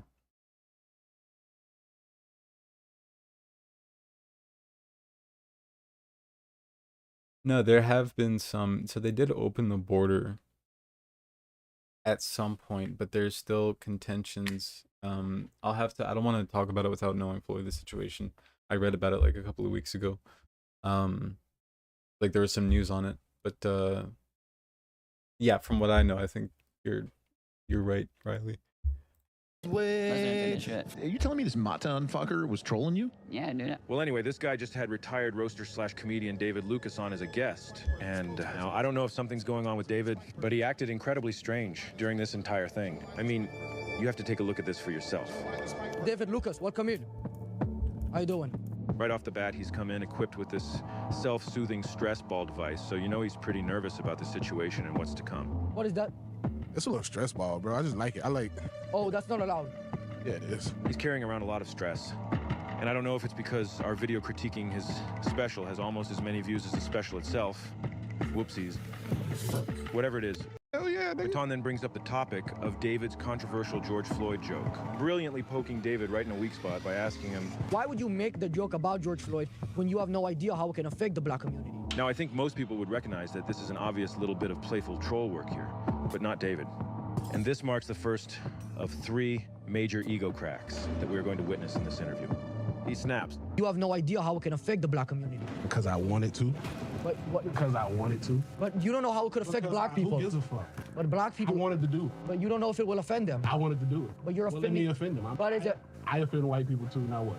I'll offend you too. Yeah, but you're allowed to offend white I'll people. offend your ass But too. black people, it's off the table. What's happening? What is this? I guess this incident still really bothers David because he becomes incredibly defensive about it, aggressively getting in the face of Matan, trying to intimidate him and bully him into submission. But it doesn't even do anything. Despite being 4 times smaller than David, Matan remains unbothered, What is this? which only makes this initial ego blow more severe. And if you want to suggest that this is just a bit, then David should honestly be one of Hollywood's top actors. And he's not, so it can't be a bit. You can't argue with Occam's razor, guys. No, nigga, I mean now. Listen, I got things I need to do. Man, fuck that. I'm tired of check cashing places calling me all the damn time. This is simply not the same caliber of performance. Man, for that one time, now I got 4 different check cashing places calling me all the damn time. And this officially confirms that what we just saw was indeed real. He was not doing a bit. I just can't figure out why he's carrying all this emotional baggage about the George Floyd joke. He says he'll offend anybody. that he doesn't care. But when he goes on podcasts, he brings a lawyer in tow who he has to get clearance from to make sure his jokes aren't too scary. I'll never get along with David Lucas. You won't get along with him, why not? He did our podcast and he just said the dumbest shit ever. What'd he say? He said that 8 out of 10 women come when they are. Uh-oh. Me and Ian just lost our minds. We just roasted the shit out of him. And then he made us delete. He was like, "Yo, I talked to my lawyer and he said we shouldn't actually put that part in." And we were just like, then we're deleting the whole thing because that was the only funny part because he just sits there and says nothing. This duality of David, it's just impossible to make sense of it. For us and for him. Calling yourself uncancelable and then apologizing. Just want to apologize. Championing free speech. Then getting offended about a bit. Maintaining this persona has to be exhausting. And so he walks around all day, desperately squeezing that stress ball, trying to balance these two completely irreconcilable aspects of his life. But it's impossible, so he's stuck. And deep down he knows it. Oh God, you know what I'm gonna say, don't you? Oh, that's bad. It is then revealed that David and his manager were made to think that they would receive $10,000 for this appearance. Matan then breaks the news that this was in fact a lie. You told me 10,000 in the text message, bro. David responds by sticking his hand into his own ass region, a vile crevasse. He then shoves that juiced up ass hand into the face of this guy without consent, forcing him to partake in a whiff of his noxious butt stink. Forced to inhale the sweaty fecal vapors, which David finds absolutely hilarious. David then aggressively demands that Matan remove his clothing so that he can find out what he smells like. I don't know, let's smell up under that jacket. Take that jacket.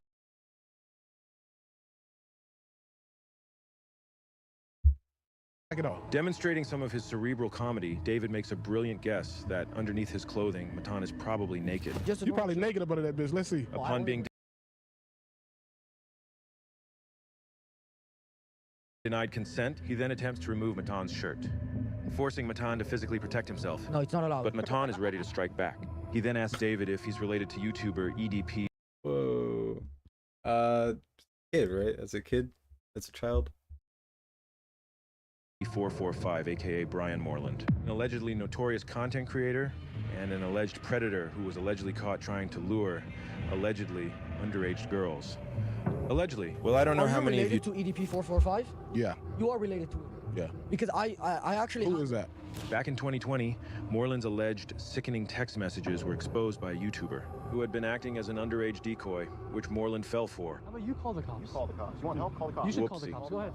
Moreland's response to this incriminating evidence was to post this bizarre video in which he eats loads of chicken and brags about having a gun.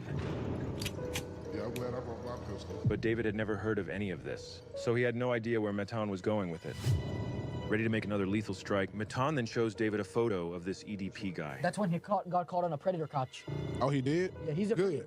They should beat his ass. What about you? I don't do shit like that. I got kids. By revealing how much this question bothered him, David makes a brutal mistake. Matan is going to sit on that intel for a moment and use it in a devastating attack, causing David's second ego crack. You got a dragon in your garage. I can't even be a predator if that's what you're alluding to. No, Game of Thrones. What are you talking about, bro? What are you talking about? I thought you were trying to. You on some weird shit. You're a predator. I'm not a predator. Oh, for sure? Skip the question, bro. We ain't even finna entertain that bullshit you talking about. So David just got done saying he'd offend anyone. But the first and only guy to get offended in this interview is David himself. David Lucas, the uncancelable, the I'll offend everyone guy, just got majorly offended by this joke. This is what I call a bad look. And he stops Matan in his tracks, demanding that he not say such a thing. I'm not a predator. Which is odd, given David's philosophy on comedy and free speech. Who are we as the gatekeepers to say when a joke goes too far?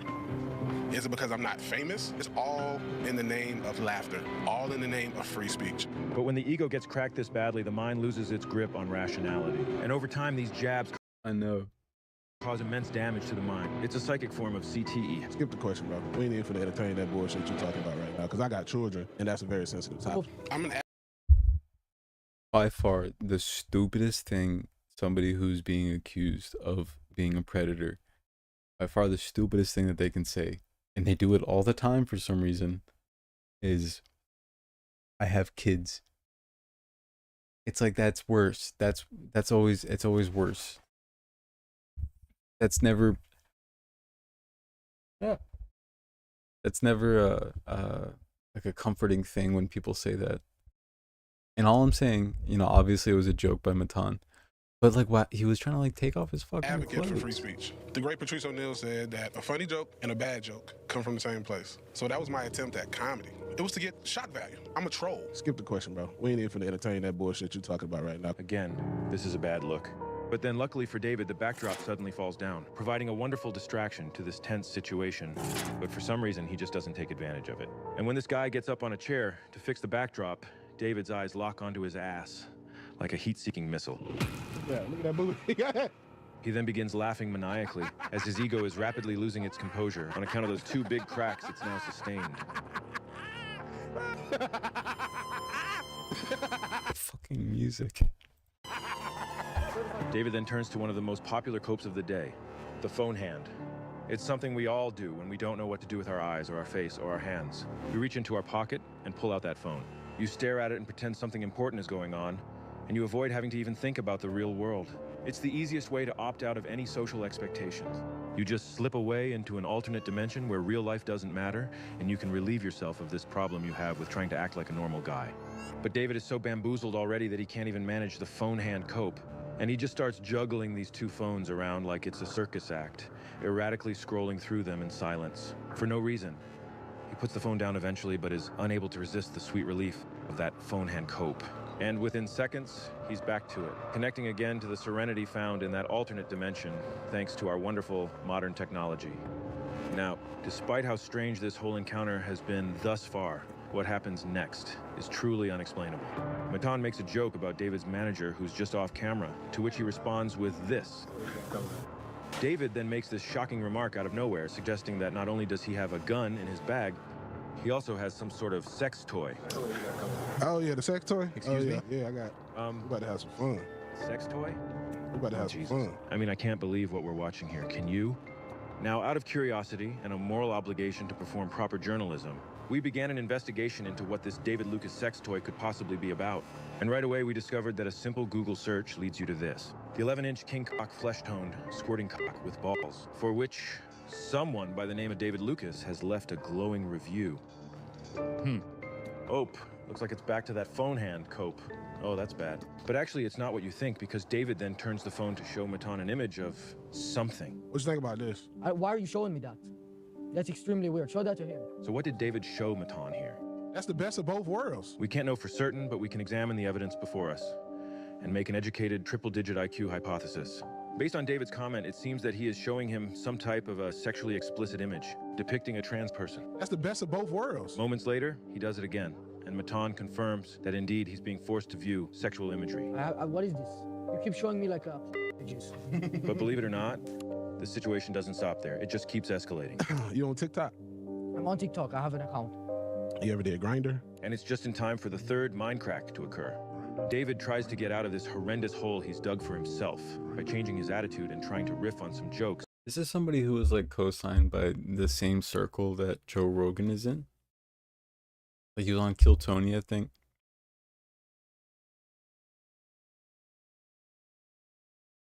And people like liked him. I'm blown away. I think he had like some steam for a while. And like he was doing well, but like he's literally just showing a kid whatever he's showing him and asking him to take off his, like, that's his trolling. That's literally making fun of the set. I feel like y'all can spend some more money on the fucking This is an awesome set. But Matan is unfazed and he effortlessly returns fire. You have a podcast, right? I got a couple. Yeah, but yours even less money on the set. You just film. Is he still relevant? Right. Okay, Lucia, we'll see you soon. Is he still like a pop, like doing things? In the lake. Well, that's 3 major cracks, and David's ego is now completely in meltdown mode. With no moves left, David downgrades from his usual middle school level jokes to something you'd expect from an attention-starved brat in grade 2. In the lake. With the fishing? The fishing? Correct. Correct. 250? Oh. 250. With the ego overwhelmed and spiraling, David begins regressing as his id, the ancient primitive part of his brain, is finally allowed to take control. He throws a tantrum and begins destroying the set. I'm about to fart in this nigga's face.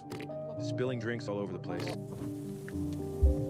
Why? Aggressively posturing toward Matan, who again is just a boy of 17 years. Sit down. Put it down. Sit down. Alternating between laughing like a lunatic,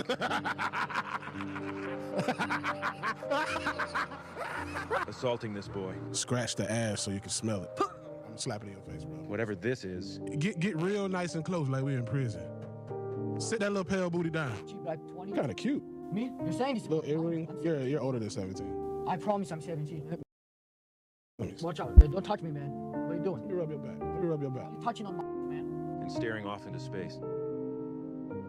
Before smashing a cinder block through a table. I don't know if this is David's attempt at pulling off something like what Sam Hyde did a few months ago on this show when he caused chaos by bringing all these Indian guys onto the set. But if it is, then I just don't know if it worked. My jokes are very cerebral. So if you come to my show, I might say a lot of crazy shit, but on your drive home, you're gonna be thinking a lot. I forgot about the cerebral. I'm a very calculated and very cerebral person. I mean, well, maybe it did work, actually. It's possible we have him all wrong, guys, because I walked away from this interview incredibly disturbed, just haunted by the experience, and definitely thinking a lot. Is this what David intended? And if so, what does it say about me to have this reaction?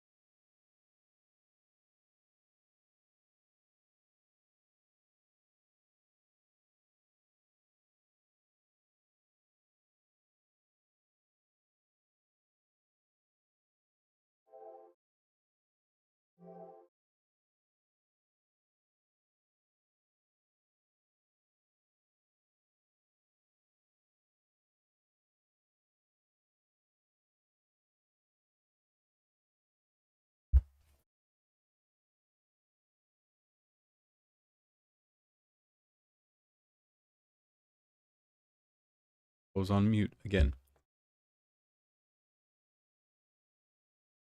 Anyway, I was saying that I found the deleted video of David Lucas and Harlan, and I was saying on mute that Ethan Klein was making a compilation of stories of all of the stories that he posted about Hasan to try to like play into the joke, I guess, because he had done like 110 of them,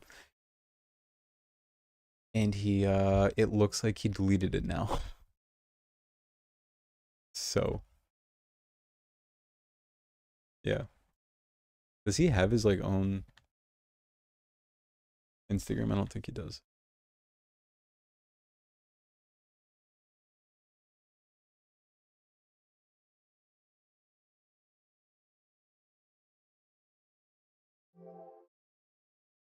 You tuned into the big fancy Kill Tony theater show in LA there, but I'm very familiar with how sensitive the Kill Tony army is, and especially the fans of this guy, David Lucas.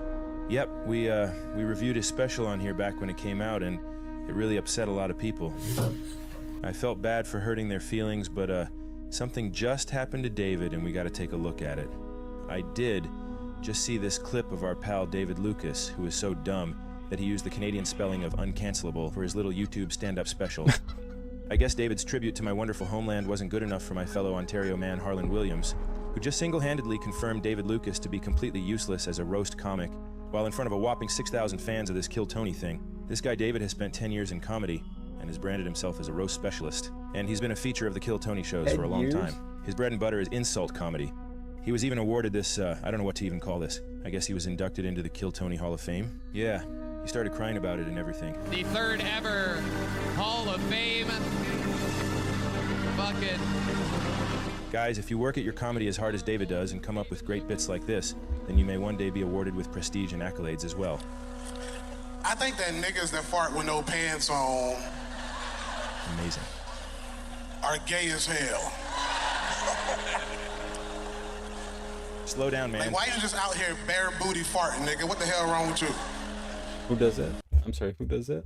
I've never heard of such a thing. Got your booty vibrating and rumbling, nigga? What the fuck? That shit weird as hell. It's gay. Harlan, on the other hand, has been in comedy for like 4 years. He's been around forever. Guy's a legend.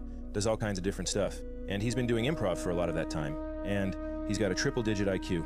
So he's quick, and he's very smart, and he's a great guy. And I don't know if David knew any of this when he decided to try and roast Harlan, but it did not go well for David. Harlan Williams got to get home because he left a crock pot on, nigga. That fucking old fuck. Whoa, whoa, hey, take it easy, bro. You're the only guy I know has muffin tops on his fucking ankles. It really does. Wonderful. Right away, you can see the panic set in for David. Look at his face. He knows he's about to be exposed as a useless hack. Really? Oh boy, that's a lot of people. Tom Green, like the vlog brother? No. Is that a different guy? That's John Green. When he came in here, those were fucking elevator shoes. I feel like I know him. Harlan's got a great observation there. What the hell happened to his shoes? They weren't designed to support that much weight, and they've started to become completely smushed into a pancake. Wow. I hadn't even noticed that. This is why Harlan is the best. Harlan, you look like Joe Biden's spike person. Oh, Tom Green. I'm a dumbass. Yeah, the one who Joe Rogan stole his idea from. Person, nigga, fuck, I fucked that joke Yeah, you fucked it up bad. So David is still trying those political jokes that never make any sense, because, again, he is just so dumb, and he is so bamboozled here, he just fumbles the joke completely. Biden's whole cabin sucks. You look like Joe Biden's spike person, spokesperson, nigga, spike person, spokesperson, nigga, spike person, spike person, spike person. Spike person. Does the spike person work for Joe Biden's cabin? Well done, David. You've done it again. You look like Joe Biden's spike person, spokesperson, nigga, fuck, I fucked that joke Yeah, you fucked it up bad. Damn. You fucked it up real bad, my guy. And like I mean my fucking guy. How about all fucking 5 guys right fucking there? At least. Oh. I thought this guy had a tattoo of the Monster Energy drink logo on his stomach. It turned out to be his fucking stretch marks. And here we see Harlan's triple-digit IQ at work, coming up with an out-of-left-field insult. A great example of lateral thinking that someone as dumb as David could never achieve. I mean, honestly, dude, shouldn't you be in fucking Colombia or fucking down in fucking Denver stomping dinosaur footprints into a river? Exactly. Finally, David Lucas's brain cells finish rubbing against each other, and he comes up with this zinger. Harlan, you got a tattoo of your medicine schedule, nigga. Get your motherfucking... All right. 3 p.m. Alzheimer's, 6 p.m. blood pressure. This is the only guy I know. Everyone else in the country has Lyme disease. This guy's got key lime pie disease. Yo, this motherfucker cooking. Fuck this old bitch. What a comeback. You're my bitch tonight. How about that? Yep. Look at him. He's got nothing. He's completely paralyzed. No jokes, nothing. He's so frustrated all he could muster was fuck this old bitch. Wow. He does that fake forced laugh as a cope to pretend like this isn't bothering Pie him. disease.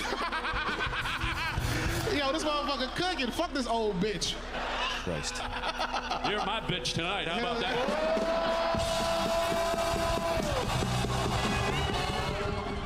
Welcome back, Lucia. How was the dog walk? Oh God. His pleas to the audience for support are just sad. All-time guest. All-time guest. Really? Get the fuck out of here. Harlan is declared an all-time guest, and that deeply upsets and unsettles David. He knows he is losing his grasp on this comedy grift he's gotten away with for Always a good look whenever anybody's getting praise. You fire back with being mad about it. way too long. Guys, when someone's voice goes this high, you know they're toast. All-time guest. All-time guest. Really? Get the fuck out of here. Get the fuck out of here. Get the fuck out of here. Harlan's about to perform his fatality here. Let's enjoy this. Yeah. Tomorrow I'm taking you to the car wash, hanging you upside down, and putting that fucking hair to work. Yo, this nigga is cooking right now. I am cooking, and you're just pissed off I didn't actually bring you some food. This is just ruthless. Like a predator toying with his snack, enjoying watching it suffer before he finishes it off and goes to take a nap. I'm reminded of a clip from an older Kill Tony episode where David went off on an amateur comedian who was clearly nervous and very new to comedy. David spent like 10 minutes fat-shaming this woman who was clearly out of her element and unable to do anything until she had enough and left the stage. You look like you date a meat slicer. Oh my God. You give me some head, but you too big for me to fuck. She big and dumb. Oh. She has to weight test elevators. Okay. If you or somebody you know has been fat shamed for 30 minutes on a podcast, please call this number below. Any amount helps. This has been sponsored by cashforgold.com. She just left. And David was so proud of it, he posted this on his own YouTube channel as a highlight. This would be like Sidney Crosby posting a highlight reel of him deking around a bunch of 10-year-olds and bragging about it. Except, no, not Crosby. It'd be some fourth-line skis bag bench rider from some Penguins minor league affiliate or something. But anyway, it was just wonderful to see this exact same scenario play out in reverse. Except David is supposed to be an actual roast comic, and that lady was just some random off the street. But suddenly went up against... I was about to say, like, like I want to immediately be like, oh, that's so fucked up, I guess. But the point of the show is to be fucked up. I think I've never actually watched it because I cannot stand Tony Hinchcliffe. But imagine you're just getting ruthlessly. Oh, my self-esteem would crumble. It's an actual guy with, talent. David completely freezes and shuts down. I would ask you to sit down, but you're going to fall through the stage any second. There's that self-soothing laugh again. Damn! You want to go back to these guys now? Oh, David, that's bad. I mean, this guy has been accused by many of... That's a good point. I think they do kind of roast each other on the show. I've seen like a lot of the time it is just people roasting each other. Stealing jokes from Twitter and even other comics. And they get like pretty. There's been some crazy. To be fair, like there has been a lot of viral moments that happen on there that are pretty funny, and I do like this Harlan Williams guy. I'm not alleging anything, but many people are saying this. And in fairness, to be fair, I just found out about him, but it is hard to do that in real time in front of an audience. There's so many times in the green room that we're all trying to work out a bit, and then like Tony will chime in or Brian will chime in, like, that's it, and then you figure it out. I mean, we rewrote David Lucas's entire fucking act in that green room. I think in the future, David is going to have to cook up some Weasley scheme to maybe have a team of his boys backstage to quickly look up possible replies on Twitter and feed them to David through an earpiece. Why do they possibly like him? Why has Joe Rogan made it his mission to collect the worst comics on the planet and put them all into one apparatus to, like, you have Brandon Schaub, you have David Lucas, who is for some reason in there, you have Joe Rogan himself, the most unfunny person in the world. How is he so popular? How is Joe Rogan so popular, like, and known for comedy? That's just that is so perplexing to me. I have a bit of a controversial opinion that I don't hate Joe Rogan as much as some other Republican people. I don't know if that's a hot take or not, but like I think he's just like stupid. And he thinks that he's like doing a lot of profound stuff. Like a lot of people are, most right-wing grifters are, very, very intentionally misleading and they just lie a lot for no reason. I don't think that Joe Rogan, in his defense, I think he's a little bit too dumb to realize what he's doing. I don't know. Like that guy Peter Popoff used to do. You ever heard of this guy? He was one of those televangelist freaks, but he had a great scheme going where his wife would be backstage talking to him through a radio earpiece, telling him all these names of people in the audience and their ailments. Hey, man! To his followers, Popoff seemed to have divine powers. Is it Gould? Alice Gould? He knew their names. Stand up, Alice. As well as the afflictions they'd come to cure. God is touching that thyroid condition right now. Complete healing in Jesus! So maybe David could try something like that to avoid this ever happening again. You're my bitch tonight. How about that? Like I've said before, David's jokes really are so stupid because he is just so stupid. You gotta have a certain level of intelligence for this kind of thing, and David just doesn't have it. And I'm afraid that after 10 years at this, if this... Okay, yeah, I think maybe I put it too simplistically. I don't think he's like stupid, but I think he's no, he just comes off as like really, really, he believes anything. Like he legitimately believes anything. And just like seeing that so many times, seeing him like read a random internet article and be like, oh yeah, that's probably true. Or vehemently believe that it's true and like attack other people for it. Like, okay, yeah, I mean, I guess I was maybe being a little bit too generous, but still. This is all he's got at this point. It's over for David. I just think he's not as bad as some of the other. I don't watch him, to be fair, so I don't know. I don't know. Harlan, you look like Joe Biden's spokesperson, nigga. Fuck, I fucked that joke. Yeah, you fucked it up bad. That is bad. Harlan, I still ain't. Hey, just wait, nigga. Thank you. Just wait, boy. Wait for what? I don't know, nigga, but I'm gonna get some. They ain't never roasted somebody by great. He can't even talk, and he might be having an. Yeah, definitely. Okay, that's a much better way to put it. He's a useful idiot. Yeah. Actual stroke. No, nigga, but I'm gonna get some. They ain't never roasted somebody by great. Dude, if your knees buckle any further, it's gonna be the McDonald's arches. Maybe I should leave this old nigga alone. What the fuck? You better go. Jesus Christ, what the fuck is going on tonight? Well, what's going on tonight is, and he isn't ready to accept it yet, but he's hit the end of the road, and now it's all over. But as the wonderful Doe teaches us, everything has its cycle. They have their beginning, and they have their end. You know, intelligent human beings should realize that everything has their cycle. They have their season. They have their beginning. They have their end. They have cycles. I don't even know what he said. He roasts like me, bro. That's why I can't roast this nigga. No, David. Even you know that's not what's happening here. Hard to see a comic cope on stage like that. But despite not being a very good cope, I do give him credit for constructing that delusion very quickly. It's like the way I roast. It's like roasting myself. He is panicking and scrambling for something, anything to say here, and literally turning into Cosby in real time. It's like the way I roast. Just a full Cosby. Damn it! Fuck you, Harlan. You just keep saying roast. Eventually, Yeah, 100%. I don't recommend that anybody watches him. I don't think that he's a good, like, I think he's a negative force on the world in general. I was just kind of like thinking out loud, kind of rationalize him. I don't think he's a good force in the world. I think he is 100% the first step into red pill, and the people who watch him generally have bad opinions. And I've always said you can tell a lot by a person by who can accept their opinion or who is willing and ready to believe that what they're saying is true. So like whether or not I think he's, which I think he is, but you know, a bad force, but he also just cultivates a surprising amount of like Nazi people. He is bald. You're not wrong. From Midnight Snow. I just lost my mom a few weeks ago. I'm sorry. Oh my god. And I used to say "Hey girly" to her when she came home, or when I came home. Hold on, I'm sorry, but play that one. Huh? The gay one? Do you want the gay? Well, hold on. It doesn't. Oh, it's boy. not. It's not passing away. It's something else. No, this one. Oh yeah. I got you. Oh yeah. Okay. Oh, we're so sorry to hear about your brother. Not that one. That's the one where the guy's angry. He's like, I didn't ask for the biggest bummer of your life, dude. I'm sorry. I'm tired, dude. No, it's all good. There's a lot of good ones. This is important. Anyways, I didn't even finish the message. Can I get a "Hey girly" in honor of Mama Coward? Something really bad is going on in your life, and in a public forum, someone asks you, "Hey, what's up? How are you?" There are two acceptable responses: good and, you know what? I'll make it through. That's it. Heavy news like that, when someone asks, "Hey, where have you been?" You don't need to tell them, "Well, my dog died, my husband left me for a younger woman, my house burnt down, and my car got stolen. So I've been a little bit busy. That's why I haven't been around." Because it's like, oh God, like, ugh.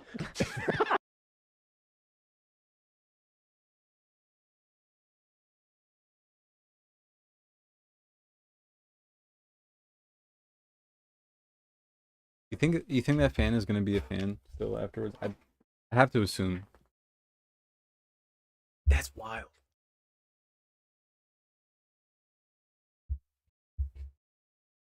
Anyway.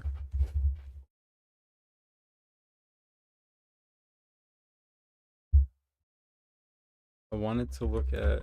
I assume that Bad Empanada is just saying what Bad Empanada usually says, but he did just put out a new video.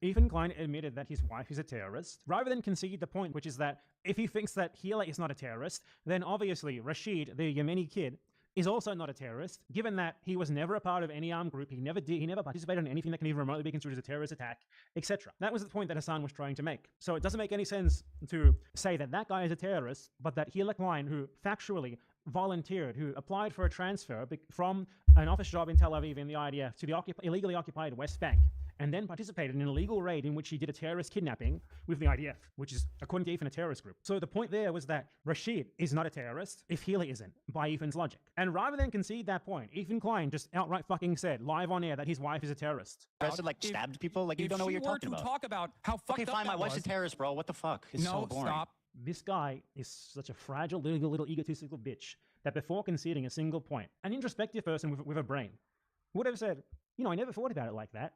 You're right.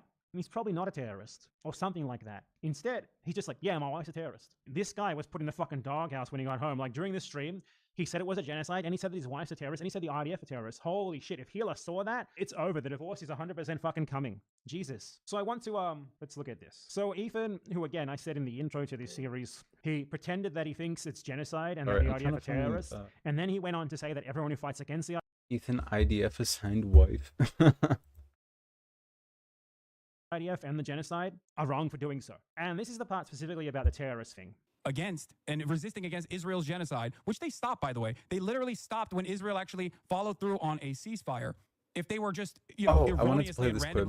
I don't know if you guys watch Sean Black. I've seen him like around, but I haven't like actually got into his stuff at all.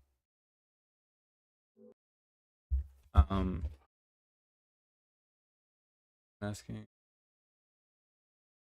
This is a clip. It's honestly so hard. Yesterday I cried all day. Yeah, man. Because like everybody in Israel feel like, you know, this is us. This could be me. Yeah. If I like,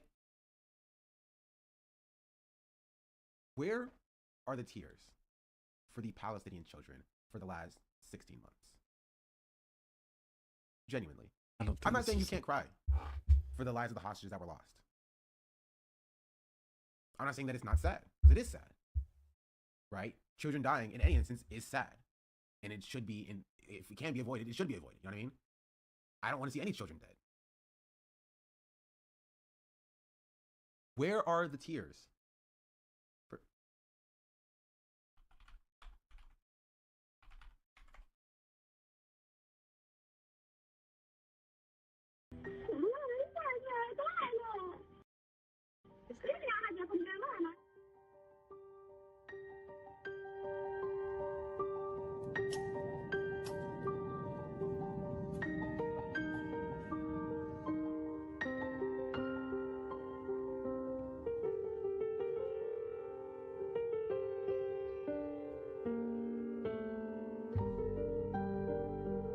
نقرأ أنا وياكي آية قرآن ونقرأ قرآن وأدعي شوي. شو رأيك؟ نحكي بسم الله الرحمن الرحيم. الحمد لله رب العالمين. الرحمن الرحيم. برافو عليكي هيك حافظة. I don't think this is a clip. I mean, it's still a good clip, but إيش يا عمري؟ I hate this video.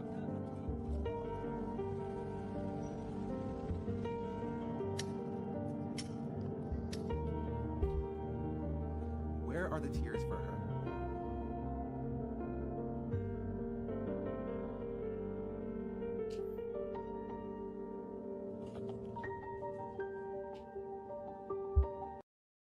This video was posted last year.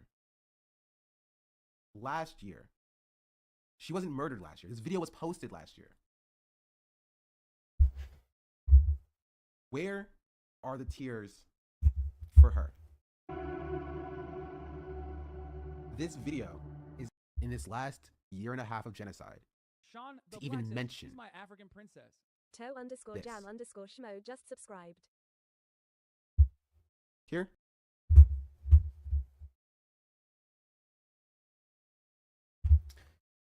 I don't know. It's interesting because there is, they do always, you know, make the argument. They do always make the argument that they can care about two things at once. But yeah, I mean, just absolute horror. They do always make the argument, which I don't think is inherently like wrong on its own, that, you know, you can care about two things at once. And it's not just, you know, it's not just H3 and whatnot.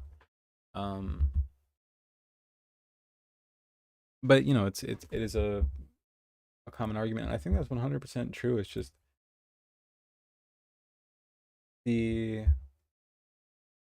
there's always this attack that comes from a lot of people on like liberals, is that like, oh, look what you did for Palestine, good job saving Palestine. Actually, there was a video that came up recently attacking you know, leftists, pro-Palestine leftists, for losing them the election.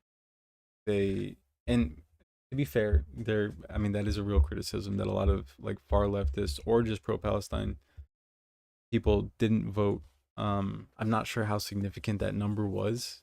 I'm not sure if that's like the sole reason that the election was lost. I wouldn't be inclined to think that.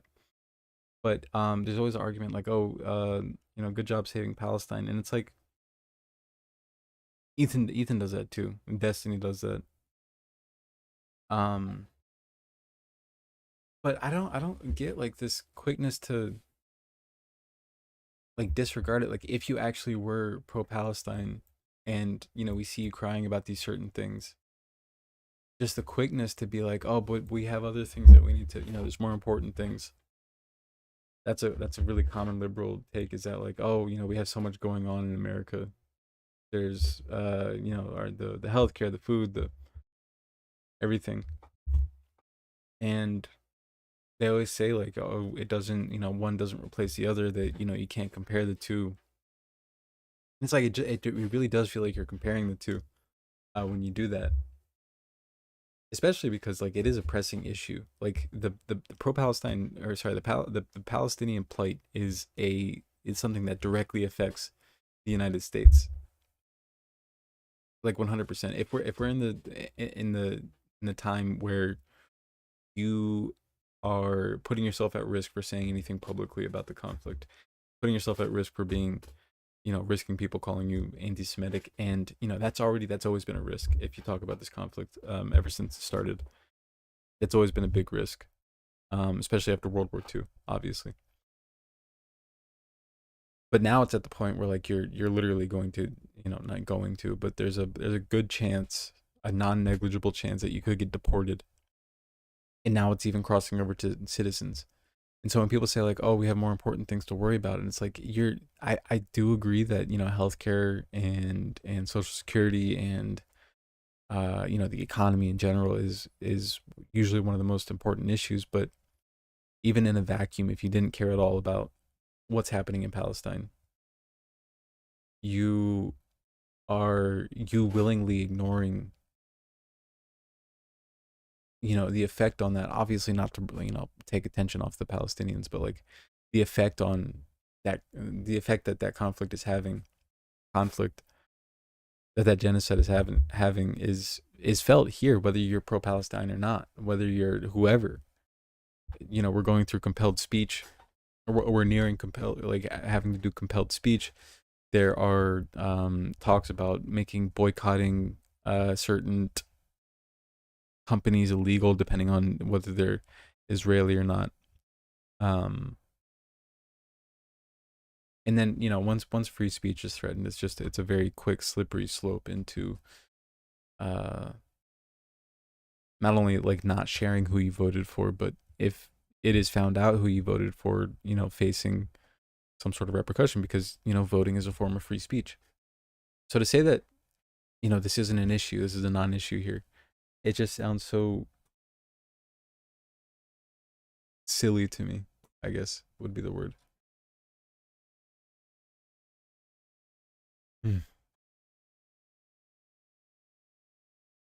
By the way, how's your guys' days going?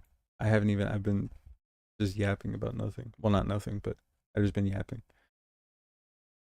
How are y'all doing? Also, Lucia, where are you from? Not to get like too personal, like, are you in the States, I mean?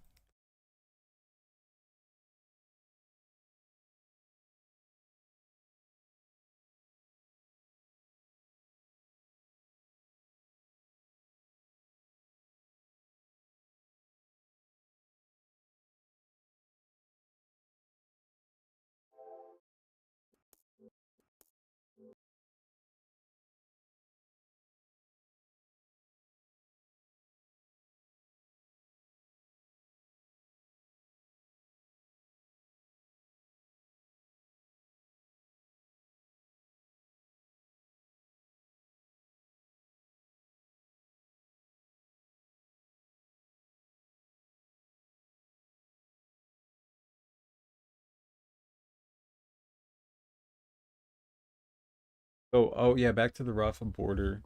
I did find, I think this is what I saw. This is from Times Now, which is sort of a tabloidy. They're not I wouldn't call them like a reputable organization per se, but they do have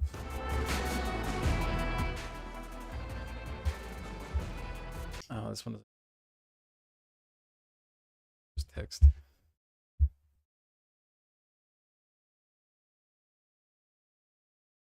Well, okay, so basically the gist of it is, I'm gonna play a video about it, but they did close off the border again a couple of weeks, or I believe in January they did close off the Rafah border.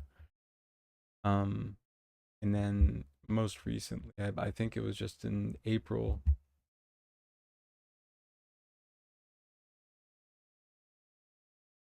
Really hard to find news on this.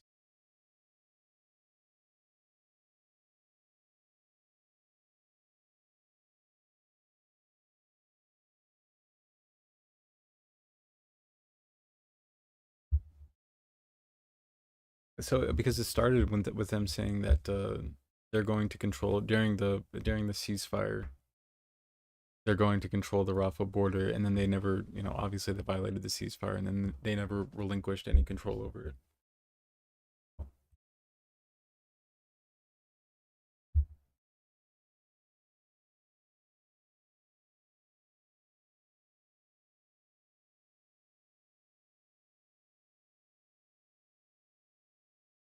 And you know what? Yeah, like it's true that there are some very important topics that we have to talk about, and yeah, domestic issues like here, having a bad economy is definitely a pressing issue. It's just that I don't know, blaming. To be fair, I don't know enough about the demographics or like what specific issue could have caused. Obviously, there's no way of us knowing for sure. Could have caused the election to be lost. But I can't imagine it was that severe. And there was this video. I'll try to find it, but and it was just going in and all of the comments, which Reddit is historically been extremely liberal, but just like completely placing all of the blame on pro-Palestine supporters.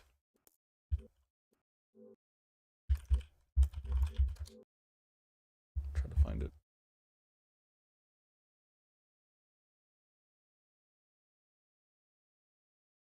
So how about that activism? This is gonna make me... I have to just say this, and it may be unpopular, but the Palestinian protesting movement happening in the United States has got to be the most incompetent movement I think I've ever seen in my life.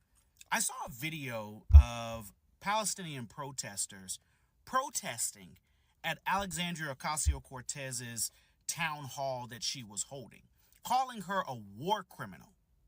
You know, I partly blame that whole movement. Okay, he said he partly blames it For tanking Kamala Harris's campaign entirely, and being one of the main elements that caused her to lose to Donald Trump. And the part that really just grinds my gears with these people is the very people who were trying to help you guys, you've bashed them. But now we have a president in office who is a full throttle Israel supporter. Non-stop. I hate the way that he framed it, trying to help you guys. How I gotta watch it back. Was he saying that Kamala was trying to help pro-Palestinian supporters or just Palestinians in general? When I blame Kamala for tanking her own election, to be fair. I don't know if that's a bad opinion. Oh, I'm sorry, I forgot to reply. You have classes tomorrow afternoon and I think I failed a test. What test? It's cool. I also I failed many a test. If that helps at all. But yeah, I blame Kamala Harris for tanking her own election because she was very, very progressive in the beginning of the election. Which, to be fair, I mean, she only had a little bit of time. People have been saying that Trump was going to win because of all this. So yeah, nobody who voted for Trump, first of all, very few people who voted for Kamala, their main issue was Palestine. Very, very, very, very few.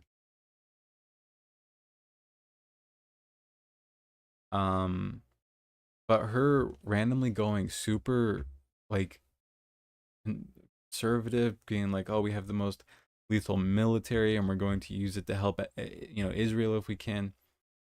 And it's like she didn't need to say that at all. social psychology classes. Why do you think you failed it?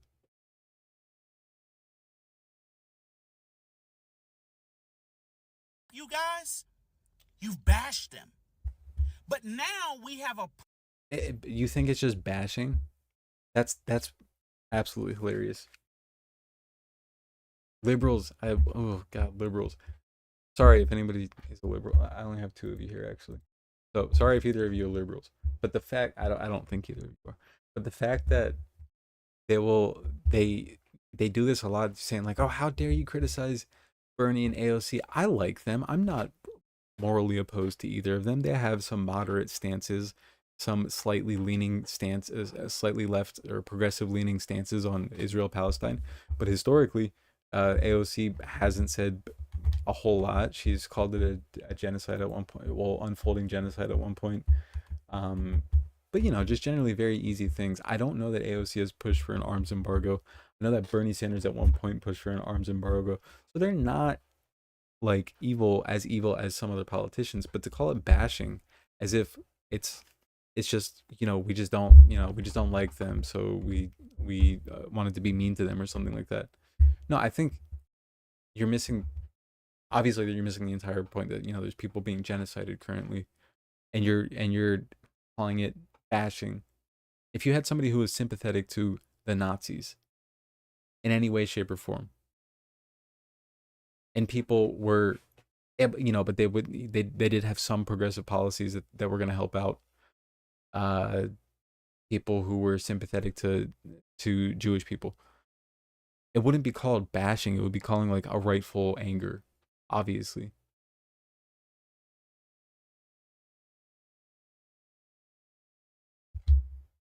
Because at the end of the day, Kamala wasn't going to help out the Palestinian people. At the very least, she would try to. She said multiple times she was not going to change a single thing. She was not going to change anything about what Biden was doing. That's one of the other reasons that she lost the election, I think, in my opinion, is because she didn't move from the reasons that people disliked Biden, one of which, prime among them, was you know, Palestine. But I mean, there were some other things as well. But she, at the end of the day, she would have maybe aided in something that the Israelis don't even want, which is getting the hostages back. I don't think, I can't imagine, because she never spoke on it. She never once spoke about the Palestinian hostages that were taken illegally. But at the end of the day, it wouldn't be trying to help us out, like this guy said, trying to help the Palestinians out. It wouldn't be that. It would be the bare minimum, which is what Joe Biden allegedly did, which was urge them to stop. Say, hey, please stop doing that. You see, they're lined up against the UN and the ICC and the ICJ. Like, you see where they're at right now. They're going up against several countries. Do you think that the United States doing what Biden did and just said, hey, please stop, do we think that that's going to do anything without enacting any legislation, without withholding any funding at all? Just saying, you try not to kill so many? It's like, fuck off. Don't get me wrong. I wish he did win. I 100% wish he did win, but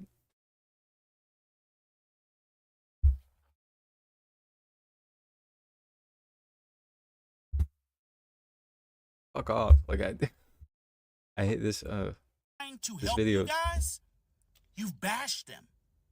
But now Donald Trump.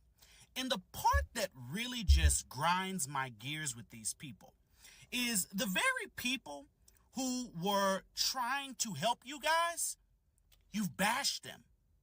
But now Trying to help also. But also, she didn't even give that. She didn't even give that impression. Kamala did not give that impression. Where's that clip?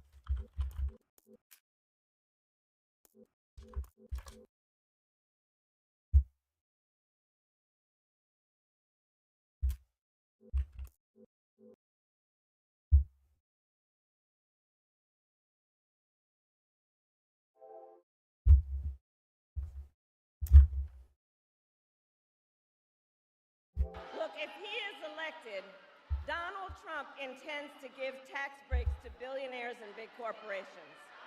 He intends to cut Social Security and Medicare.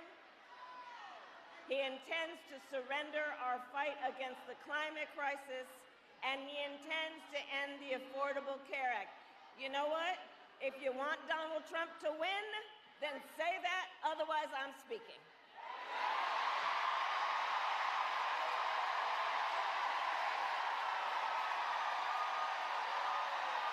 And you're gonna blame them? You're gonna blame other people? Not this fucking... I cannot stand... I cannot stand her. I'm sorry. I cannot stand her. That... When I saw that happen... Because those were pro-Palestinian protesters. When I saw that happen, I was just like, are you... Like, why are you trying to throw so hard? Like, intentionally just trying to throw so hard. Just... Ugh.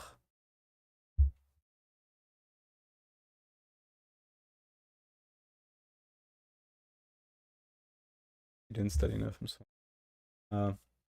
Damn. Are you able to like make it up? Are you able to retake it?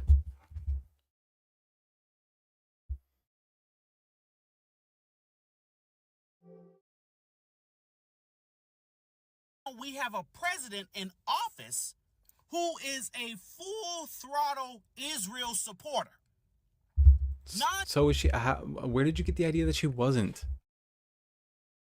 Where did you get the idea that she was not a full throttle Israel supporter based on all of her history?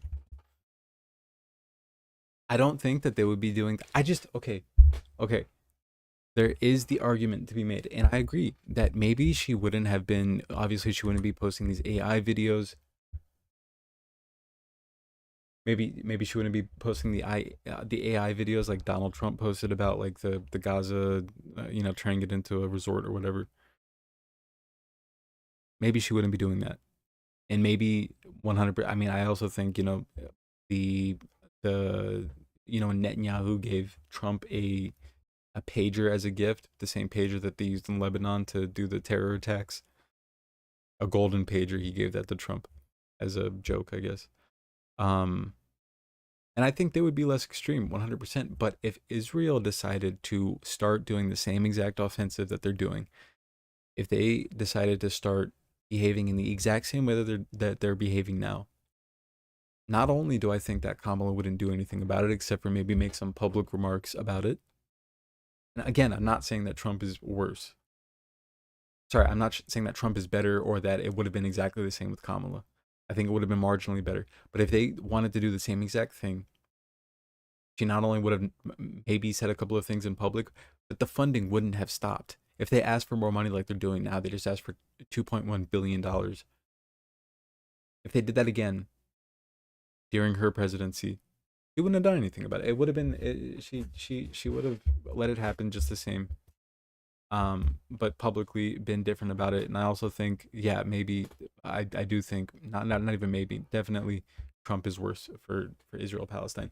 But to come at it from the point of view that it is their fault, it is the Palestinian protesters, the pro-Palestinian protesters' fault for, even part way is insane. It's insane. And that's a lazy way to put it, but it's just off base, I guess. Stop. Doesn't give a rat's ass about any of y'all in y'all's struggle in the genocide that is happening to y'all's people in Gaza. This feels like one of those people that just started getting into politics, like not realizing how deep the Israel connection runs. But you abash Kamala Harris, who was in a lot of ways trying to distance herself from Biden's policies as it related to. He's just lying now. He's either just lying or just making, like, I don't know. Where did he get that information? She said that she wouldn't change anything. Israel and Gaza. You bash people of all people, Alexandria Ocasio-Cortez, who has been an outspoken? Oh God. Okay. Yeah, it is rage bait for me, at least, Lucia. This is rage bait. I like AOC. I do. But they never do shit. They just never do anything when it comes to. They will say, "Oh, this is terrible. We have to stop it. These kids are dying, but it's so bad." But like, when, like, I'll fact check myself, but I don't remember a single time the AOC has pushed for an arms embargo. Somebody in power who actually could. Advocate I could be completely for you wrong. guys. I'm looking What it up. is the whole objective here? It doesn't make any logical sense. Yeah, because you're fucking stupid. I'm sorry, that was rude, but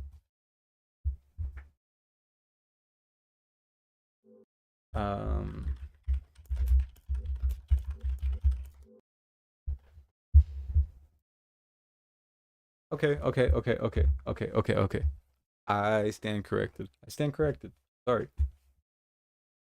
I should have looked this up before talking about it. That's my fault. Passionate speech condemning abuses against Palestinians. What was this? Humanitarian catastrophe in Gaza, genocide, Progressive Congress from AOC is called Israel.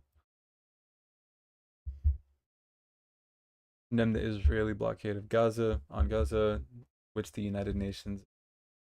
And here's the thing: is that, like, I agree with him that there are certain things you can't. As I feel like I should have made my point a little bit more clear, that I'm not railing on. What I'm saying is that I can understand why people are angry at these politicians. It's very easy to understand why people are angry at these politicians like Bernie, like AOC. I'm angry at Kamala. Like, I'm not angry at her, but I have no. I'm not confused about why she lost. And I would rather have her as a president right now, of course. But it's 100% understandable to see, to feel completely disenfranchised and just completely lost and helpless, and looking at these people who claim on many times, people like Jasmine Crockett, who claim to be like for the people, for human rights, for this and that, but aren't. And to see them not speaking enough about what feels like the most pressing issue to you at that time, because, you know, there's millions of people who are either being not millions yet. There's tens on thousands of people who are getting killed, and nobody's doing anything about it. And all you hear is platitudes from people like Kamala. To not understand why people are angry at it, to be completely perplexed like this guy. It's like, and all of Reddit apparently, not all of Reddit, but 17,000 upvotes.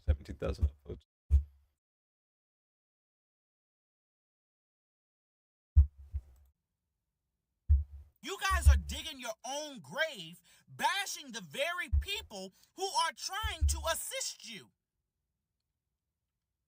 and bring about some element of peace between Israel and Gaza, and bring about the end of the genocide that is going on there and the destruction of your people. But I don't see any of you bashing Donald Trump, bashing Republicans for what they are actively promoting, the genocide. I think this person is just, maybe, I don't know, maybe likes to, I don't know. I can't explain this. That he's just not seeing anybody bashing Trump or bashing the actual people who are the progenitors of, you know, who are bringing about it happening. Also, I don't know, it sounds like he doesn't really understand what's, maybe I'm wrong. I don't know, but I don't know. Came off incredibly off base to me.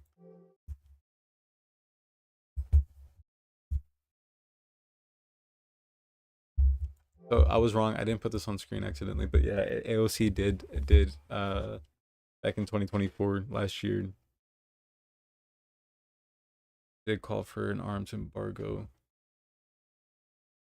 about a year ago.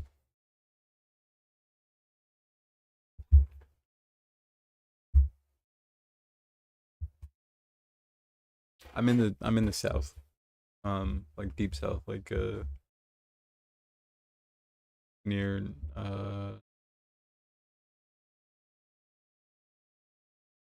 near like Tennessee, Georgia, Florida area.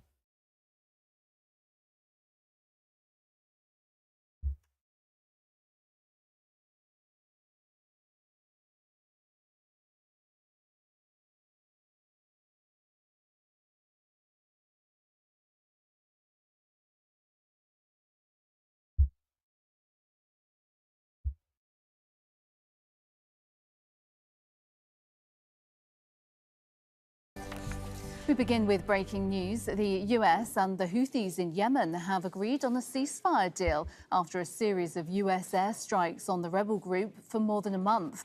The group has agreed to stop attacking ships in the Red Sea following negotiations brokered by Oman.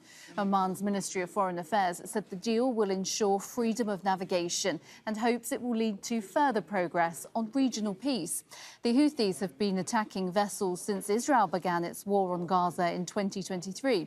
US President Donald Trump ordered airstrikes against the group in March. We had some very good news last night. The Houthis have announced that they are not, or they've announced to us at least, that they don't want to fight anymore. They just don't want to fight. And we will honor that. And we will stop the bombings. And they have capitulated. But more importantly, we will take their word. They say they will not be blowing up ships anymore. And that's what the purpose of what we were doing. So that's just news. We just found out about that. Let's get more on this now from Mike Hanna, who joins us live from Washington, D.C. Mike, what more can you tell us? Bye, Lucia. I'm going to get off in a little bit. Well, it appears that these negotiations were conducted in absolute secrecy. The first indication or inkling that anybody had that there was a deal in place was when President Trump suddenly expressed it during a meeting with the Canadian Prime Minister who was visiting the White House. Thanks for coming, Lucia. Best wishes on the exam. House, making clear that the ceasefire is in place. How wide it is, that's another question. But the Secretary of State, who was sitting in on that meeting with the Canadian Prime Minister, also added to that, making clear that the U.S. had been trying to protect its shipping, particularly in those Red Sea shipping lanes, and this is what the deal is. It only came at a cost of like hundreds of civilians. Aimed at to get protection for. Like they couldn't have negotiated this unless.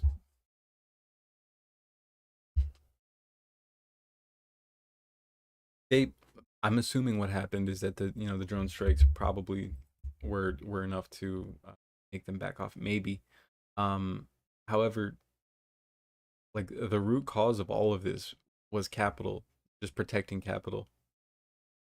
And yeah, I mean, unfortunately, that's not even if you bring that up to a lot of people, it's not even a problem to them that like this would happen. So the shipping, it was a maritime issue. It has always been a maritime issue.